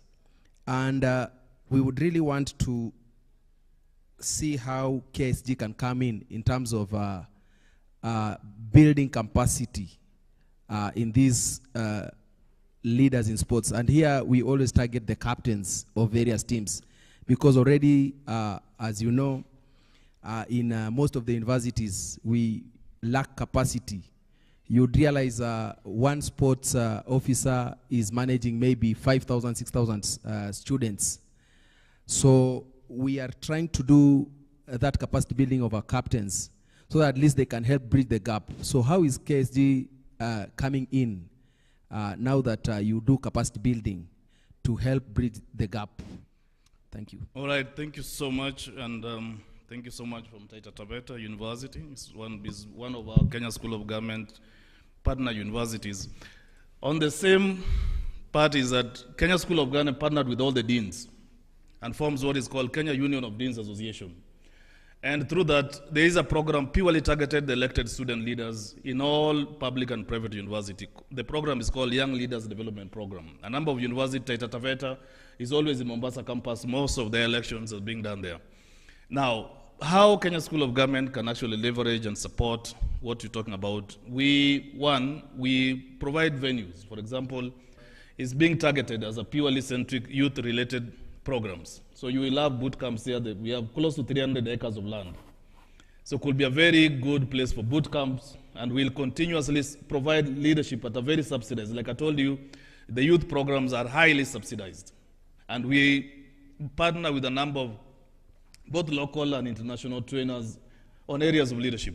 And it will be welcomed idea that we can also sign an agreement as soon as possible and make sure that those academies, those trainings are actually done within the framework of Kenya School of Government. One of the areas, of course, is guaranteed security, because we make sure the young people are highly protected.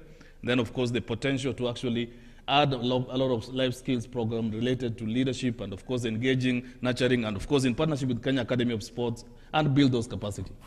Thank you so much. All right, thank you for the feedback and answering the question. Any other question directed to Mr. Quest? Yeah, somebody, like, ma'am, let me give these children right here just one more question. Kuja, if you can meet me, tupatane katikati, so that we're able to save time. Harakisha?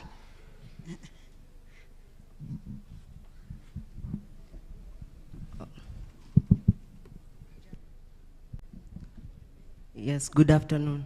Good afternoon. My question was about, my name is Emmanuel Enena from Hope Beyond Hope organization. Our question is, must you be from a public school for you to access the fields of Kenya School of Government? Like I said, thank you so much for the question. Kenya School of Government is an open public institution that welcome both public and private organizations. Like I said, we work with both private and public universities in championing capacity engagement for young people in both private, in capacity building for young leaders in universities, including their conferences and symposiums. Yes. All right, there's a lady with a microphone already. Okay, my name is Annette Mawenzi, a PE student from Kenyatta University. My question is, as much as you have opened the gates for the youth to engage in their activities, is there a support system where you are helping student athletes balance their education and sports so that we don't lag behind in education as much as we are majoring in sports? I want to repeat what I said. We partner with like-minded organizations like Kenya Academy of Sports that is very equipped with those kind of skills, and of course with a number of organizations that are offering the same request that you made, to make sure that we leverage and of course add value to that. We may not have monotony of skills and capacity, but we work with a number of government entities, local and international organizations that have the capacity, and then of course we work closely with the Academy of Sports to engage you on those areas. So once you present your issues, we'll mobilize organizations that are related to that matters, and those things will be sorted. All right, and finally, Brian. Thank you, Shiko. Pleasure to meet you, Mr. Peter Quest. Mine is very quick with regard to how does the Kenya School of Government approach the private sector. In this case, I'll refer to entrepreneurs, and this is out of experience. Just how are we supposed to work with government? Sometimes we are facing so many hurdles, and it's purely out of ignorance. Not that these government services are not there, but we are not sensitized on how to work through government protocol. Thank you. and I'm sure that question must have been handled by a number of government officers. The work of government is provide services to everybody. That means there is a clear open policy. That means it's a walk-in, walk-out kind of a thing. A good example, anytime you need any service from Kenya School of Government, it's just a walk-in. Our numbers, our emails are all in public domains. If you go to our website, anybody who calls. In fact, a number of conferences that we hold at Kenya School of Government are actually done by private sector. So we don't have any caveat for who comes and who leaves, both at international organizations and at local organizations. We recently visited a number of European countries, and a number of their programs are actually private driven, and they're welcome at Kenya School of Government. We work with a number of projects at the grassroots levels. Anyone who comes to Kenya School of Government, we find ways of collaborating with the programs that you have, and we continue working on that. Thank you so much for that. All right, thank you very much. Let us appreciate Mr. Quest. Thank you for that presentation today. Unajua Waswahili wanasema kilicho na mwanzo? Kilicho na mwanzo? Ama mtasema tuko Tanzania na tunafanya pamoja bid. Kilicho na mwanzo bila shaka kina mwisho. And that was the last of our training sessions today. I hope that we have learned something. I hope that we have managed to tick the boxes for the objectives that I read. Did we? Did we manage to enhance sports business? Did we, in terms of knowledge? Did we manage to showcase sports as a career of choice to people? Did we manage to promote the sports industry by raising awareness about the industry and attract more talented individuals? Yes or no? So, ibebaki kazi di kwetu sisi, sindio? All right, so right now I will just request people, we have been studying for so long, because there was the career fair and there was the symposium. We haven't gotten to the expo. Have we had a chance to go to the expo really? We haven't had, unless you have been sneaking in and out. That's why nimekuwa nikitafuta watu nakosa tukianza the sessions. Anyway, so I want to give you a dedicated 20 minutes. 20 minutes for us to be able to go to the expo, interact with all the booths that are there, then we come back here at 1:30 for lunch. Is that okay? Yes? And as you do that, kindly promote us on our social media platforms. If the ICT team can project that, we have the Kenya Academy of Sports pages across Instagram, Twitter, formerly X, Twitter, formerly X. There you go. All our social media handles are Kenya Academy of Sports. You can follow us, you can tag us, you can take your selfies, you can talk about whether we have managed to achieve our objectives. But for the next 15 minutes, kindly let us walk to the expo and get to interact with what we have to offer on the other side. Then we can come back for lunch. Asanteni sana.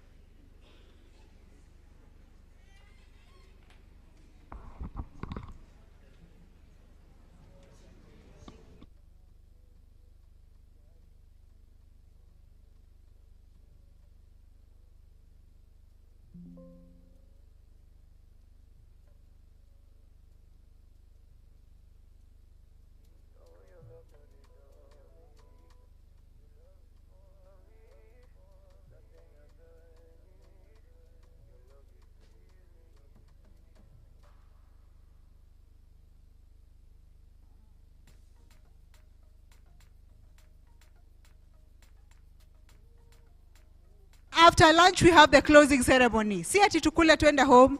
We need to enjoy ourselves, have entertainment, and have a closing ceremony, yeah? Thank you very much.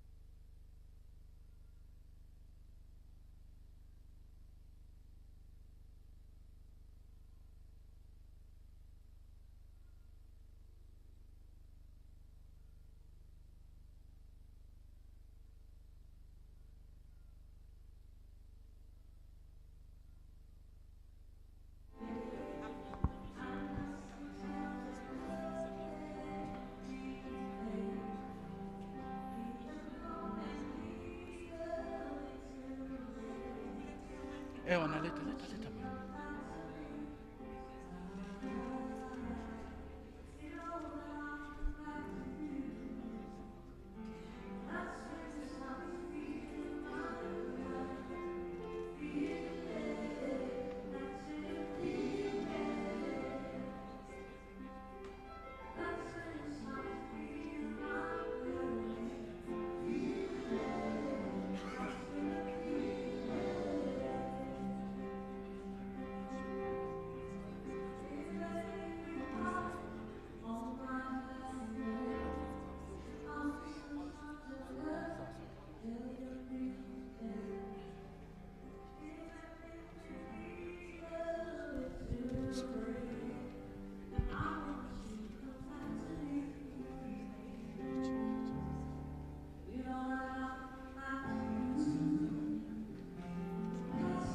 Hello. Hello. Thank you for that song. Can you sing something familiar to all generations? I wanted to sit here.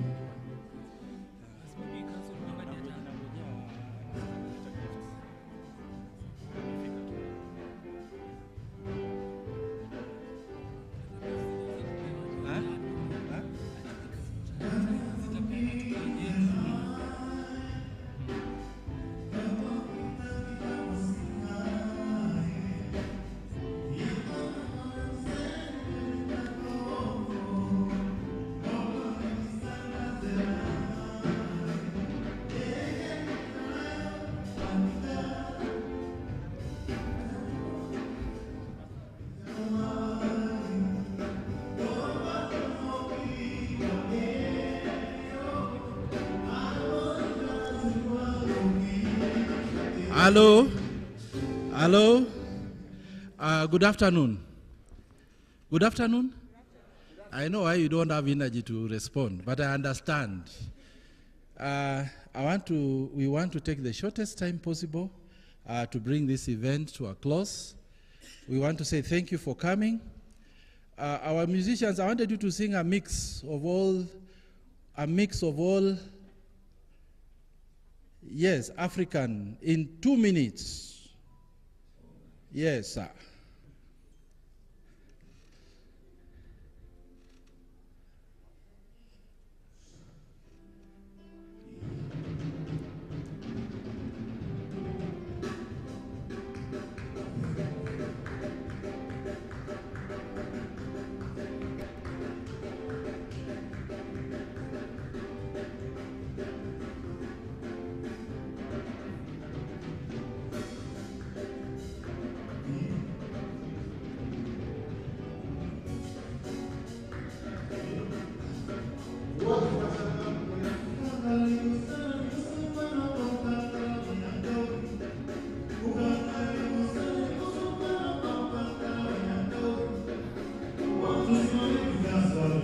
Yes.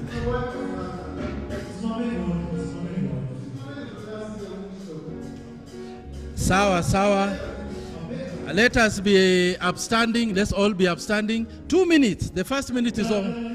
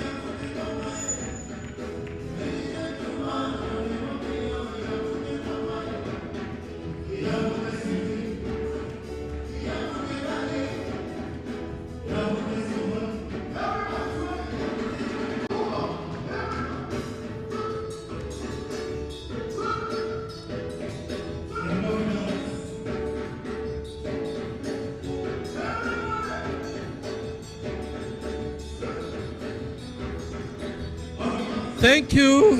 Thank you. Thank you. Thank you so much. Let's give them a clap. So we want to make the event short because of time. Allow me to give the first speaker an opportunity. Our first speaker will be the youngest attendant to the event. I want to call her to give her short remarks, then we can go to the next speaker. Kindly, Karibu.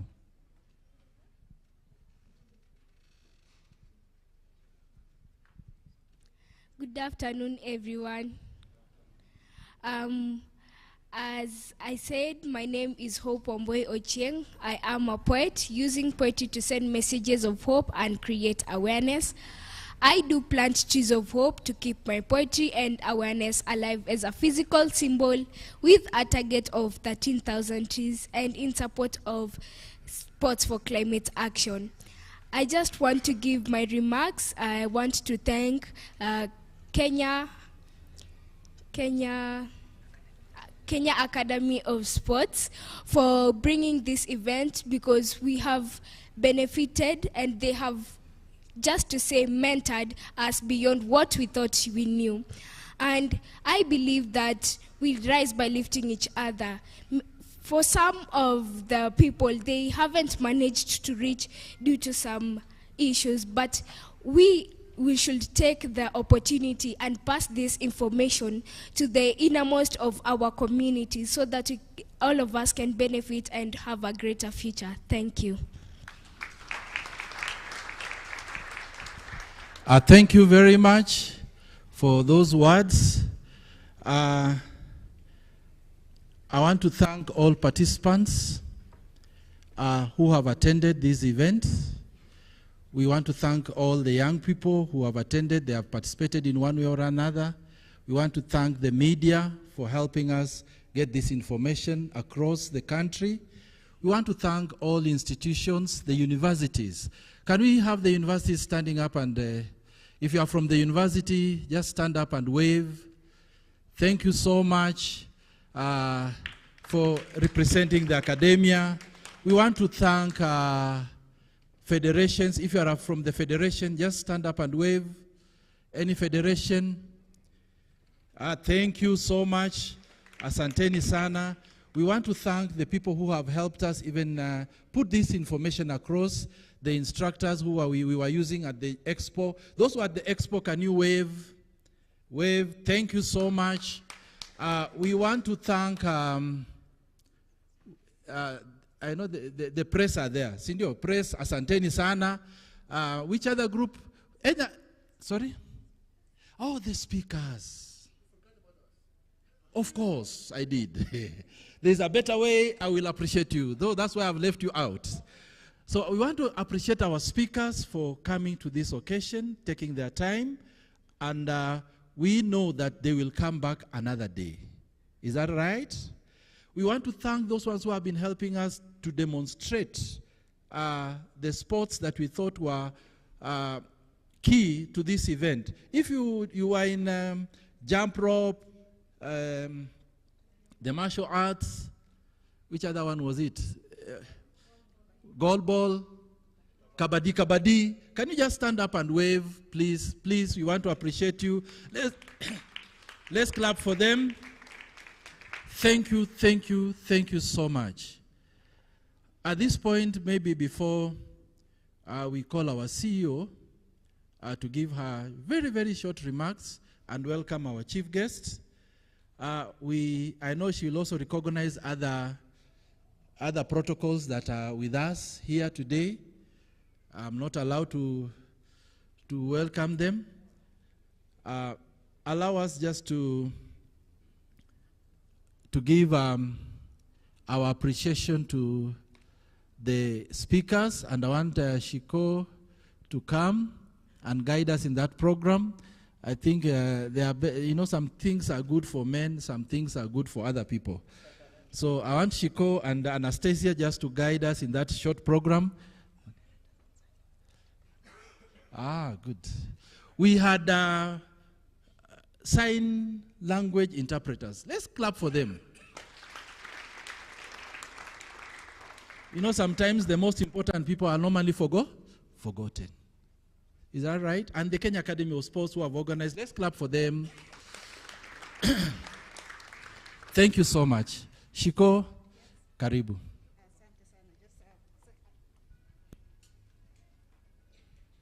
Want me to be at the high table, or I can do it from here?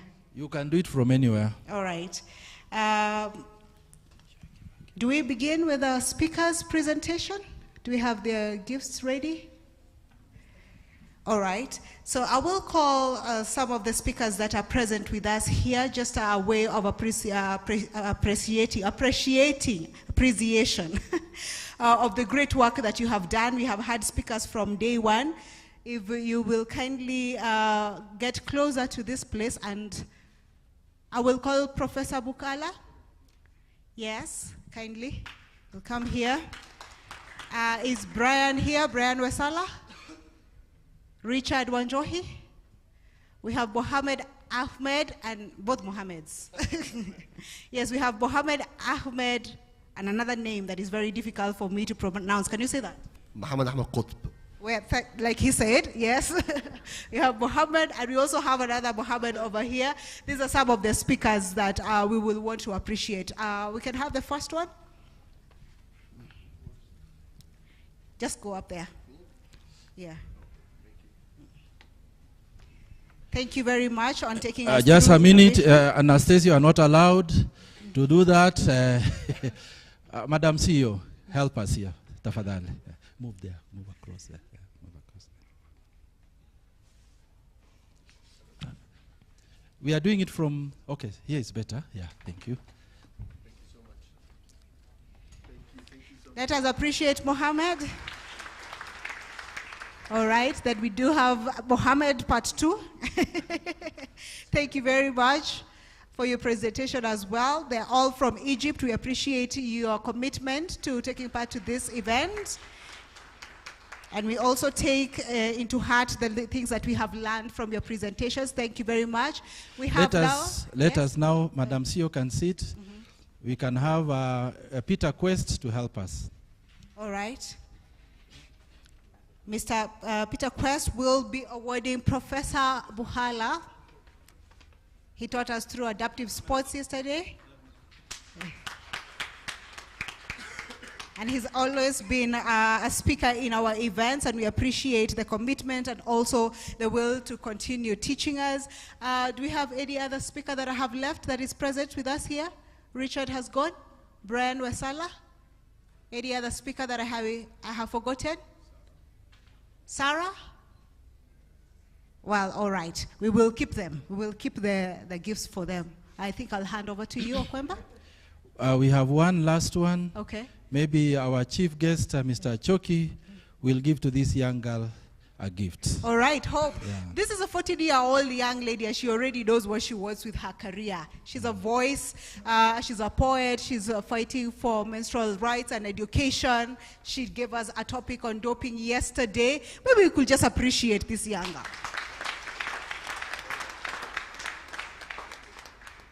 Thank you very much. I hand over to you, Okwemba. Thank you so much. The other gifts we will divide amongst ourselves immediately after the event. Is it allowed? No. Well, we shall give to the respective members immediately after the event. I think you forgot also that Peter Quest was among the speakers. I apologize. Thank you. I don't know. The gift will be passed by. Let's have a council member, Patrick Sang. All right, Coach Patrick Sang, Yeah. kindly assist us in awarding Mr. Peter Quest. Thank you so much. Picha utapata. Makofi. Thank you so much. Thank you so much. Anastasia, keep these gifts. Tutagawana mimi na wewe. Allow me to leave the stage, but as I leave the stage, the Kenya Academy of Sports, we are proud that we risked to have the first sports career fair Even when we came, we were not sure of what will happen. But we thank God that it has worked. Hasn't it not worked? Thank you so much. But it wouldn't have worked if you had not come. So clap for yourselves. So can we clap for our CEO as she comes to welcome the chief guests and make her few remarks and introduce other members of this gathering. So let's clap for our CEO. Hey, makofi bwana. Nataka nipate promotion. Makofi bwana. Asante sana CEO, karibu sana. Thank you for risking, and it has paid. Thank you so much. Okay, thank you. Okay, our Secretary Administration, Mr. Ivan Zachoki, Council Member Patrick Sang, Council Member Doris Orure, our guest Peter Quest,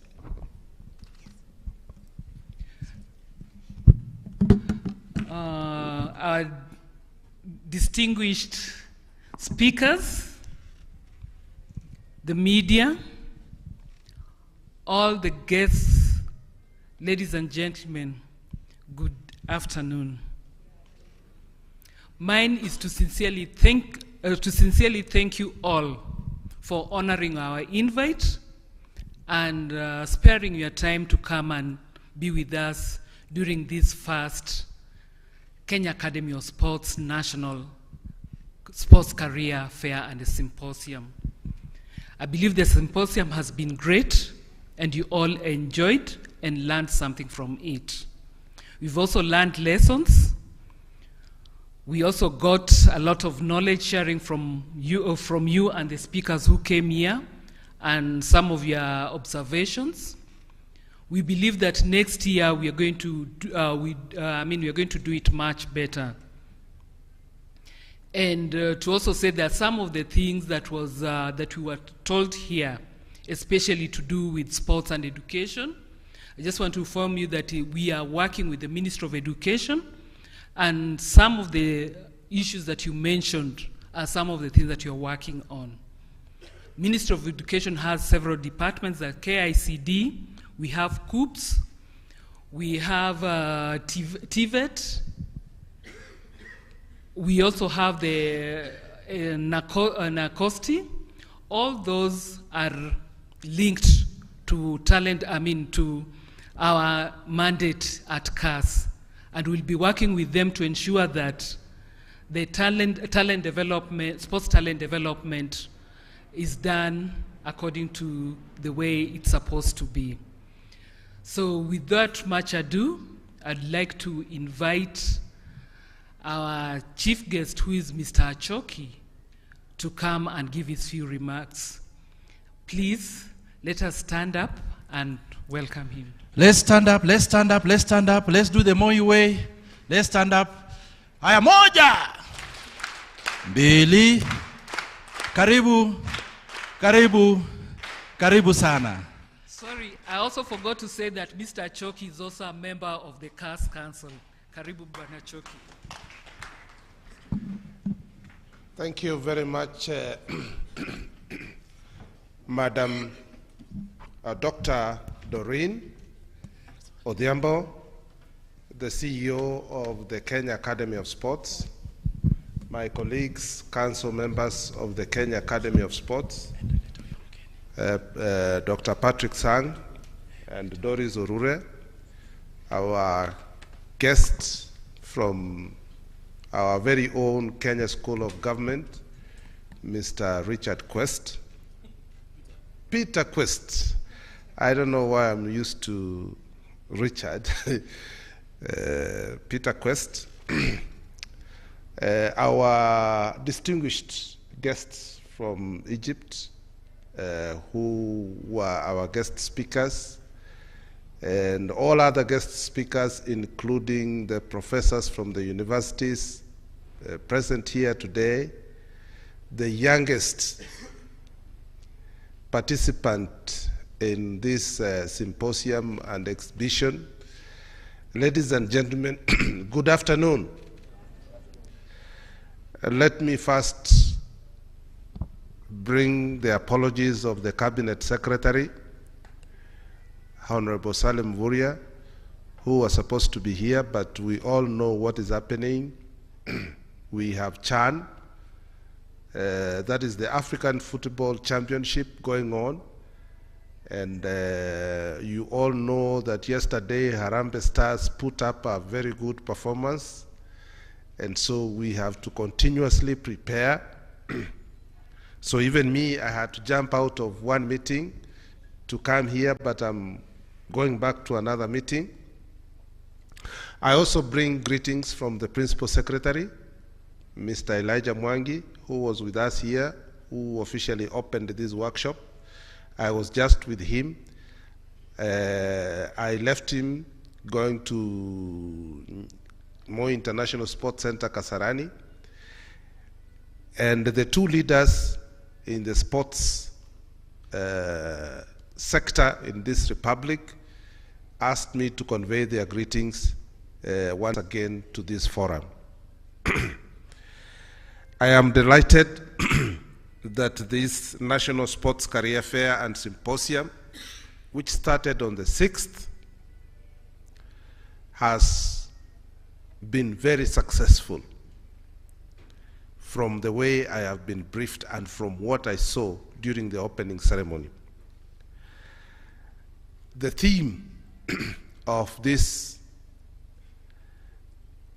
fair, the National Sports Career Fair and Symposium, was exploring diverse career opportunities in sports. I believe we have met your expectations as organizers of this inaugural forum that brings together the students, the universities, the academia, and other intellectuals from beyond our borders to speak to you on diverse career opportunities that are available in the sports. Kenya is a sporting destination. And for us to successfully host international tournaments, competitions, we need the human capital to enable us efficiently and effectively host international sports competitions. We need journalists, sports journalists, we need sports psychologists, we need sports nutritionists, we need sports administrators, we need stadium managers, we need sports doctors, we need sports scientists, we need, the careers are so many. And the purpose of this symposium was to try and bring out that there are so many careers in sports. It's a whole value chain. We also wanted to bring all other stakeholders in the sports sector, especially the manufacturers of sports apparels, so that we can see how the two can marry. So I want to say that we have had very fruitful engagements.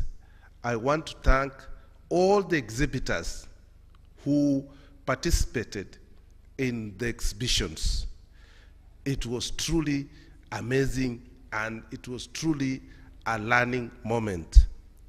I was particularly impressed with the Safari Rally drivers who drew the attention of the entire crowd with their talent and their skills in rallying. I also want to thank the athletes who showcased their talent here. From Tong Ilimundo, we had roller skating, we had kabaddi, we had many others who took their time to showcase their talent. I also want to thank most sincerely the speakers who made their presentations. We are truly grateful for the knowledge you shared with us. We will truly be grateful to what you shared with us, and we would want to implement some of those very good ideas that you shared with us. As I conclude, I want to thank the Kenya Academy of Sports for coming up with this very good idea of enlightening Kenyans on the career opportunities in sports. The State Department of Sports mandate is to identify and nurture talent and to promote sports in the Republic of Kenya. We identify and nurture talent through the Kenya Academy of Sports. And we are fond of the slogan, Talanta Hela, that talent should earn you money. Your talent, you should earn from your talent. And that's why, after identifying the talent, we would want to nurture that talent so that you can earn from that talent. So finally, I just want to say thank you all for sparing your time to come here. I am sure you have learned a lot. Share what you have learned. And as I said the other day, if you forget everything else about this National Sports Career Fair, if you forget everything else, please don't forget the wheel, the sports careers map. With those few remarks, it is now my pleasure to declare this National Sports Career Fair officially closed. A round of applause. A round of applause. Thank you, thank you, thank you, thank you. There is a question my CEO asked me yesterday, and I didn't know how to answer. She asked me, Okwemba, can we replicate this in Kisumu, Mombasa, Eldoret? What do you say? Give us the money. Otherwise, one of our speakers has just arrived. Allow Anastasia. Let's clap for Anastasia. She's done a good job. Let's clap for Shiko. People want to see Shiko. Shiko, you can stand up, and she has done a good job. Hasn't she not done a good job? She has done a good job. We thank her so much. She has helped us moderate the event very, very well. I want to announce, just as we wait for Anastasia to come, I want to announce that you have automatically earned a ticket for lunch. You are not clapping for that one. And immediately after lunch, you will also proceed for tea. Any lawyer in the house, you can clap for me. So after lunch, you proceed for tea. Now I'm just taking time so that when Anastasia comes, we appreciate our guests. And after we have appreciated our guests, we shall have the national anthem. And then we will proceed for lunch. And immediately after lunch, we proceed for tea. Thank you, Anastasia, for making it very fast. Let's also thank the TVETs. Let's clap for the TVETs who came. That was beautiful. Beautiful, beautiful, beautiful. Let's clap for the band. By the way, this band is part of the work of the academy. They are one of the first fruits of the academy when the academy was still together with the arts. So they are our own.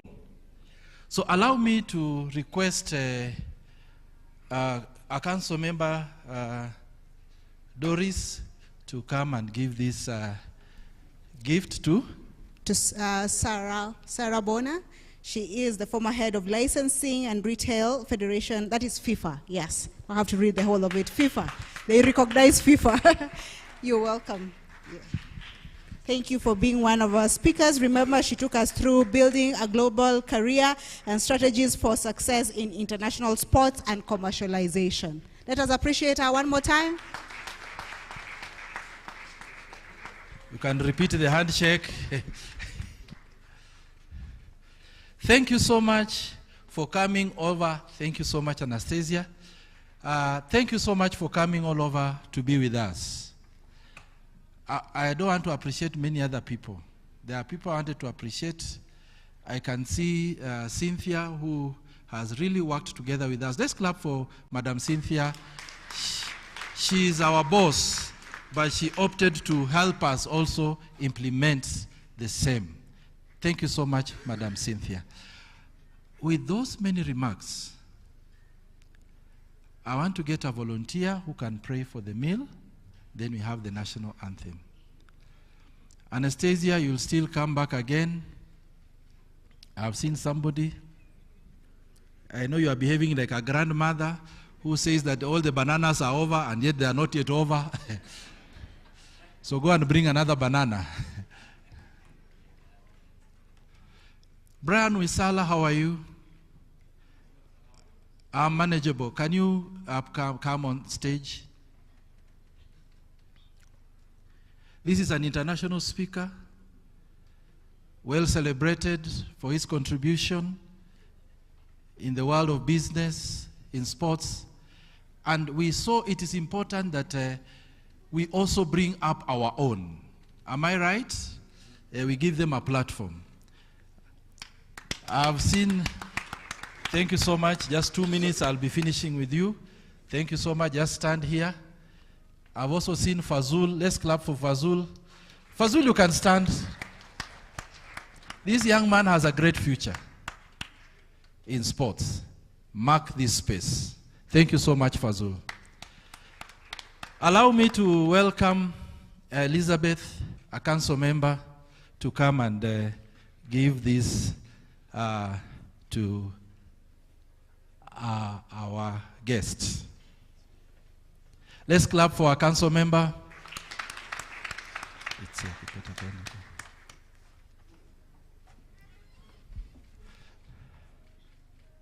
Thank you so much. Asanteni sana. Thank you so much. At this moment, we want to get a prayer. Anastasia, come and pray for us. Thank you very much, sir. Let us bow our heads and stand if you want to, if you may.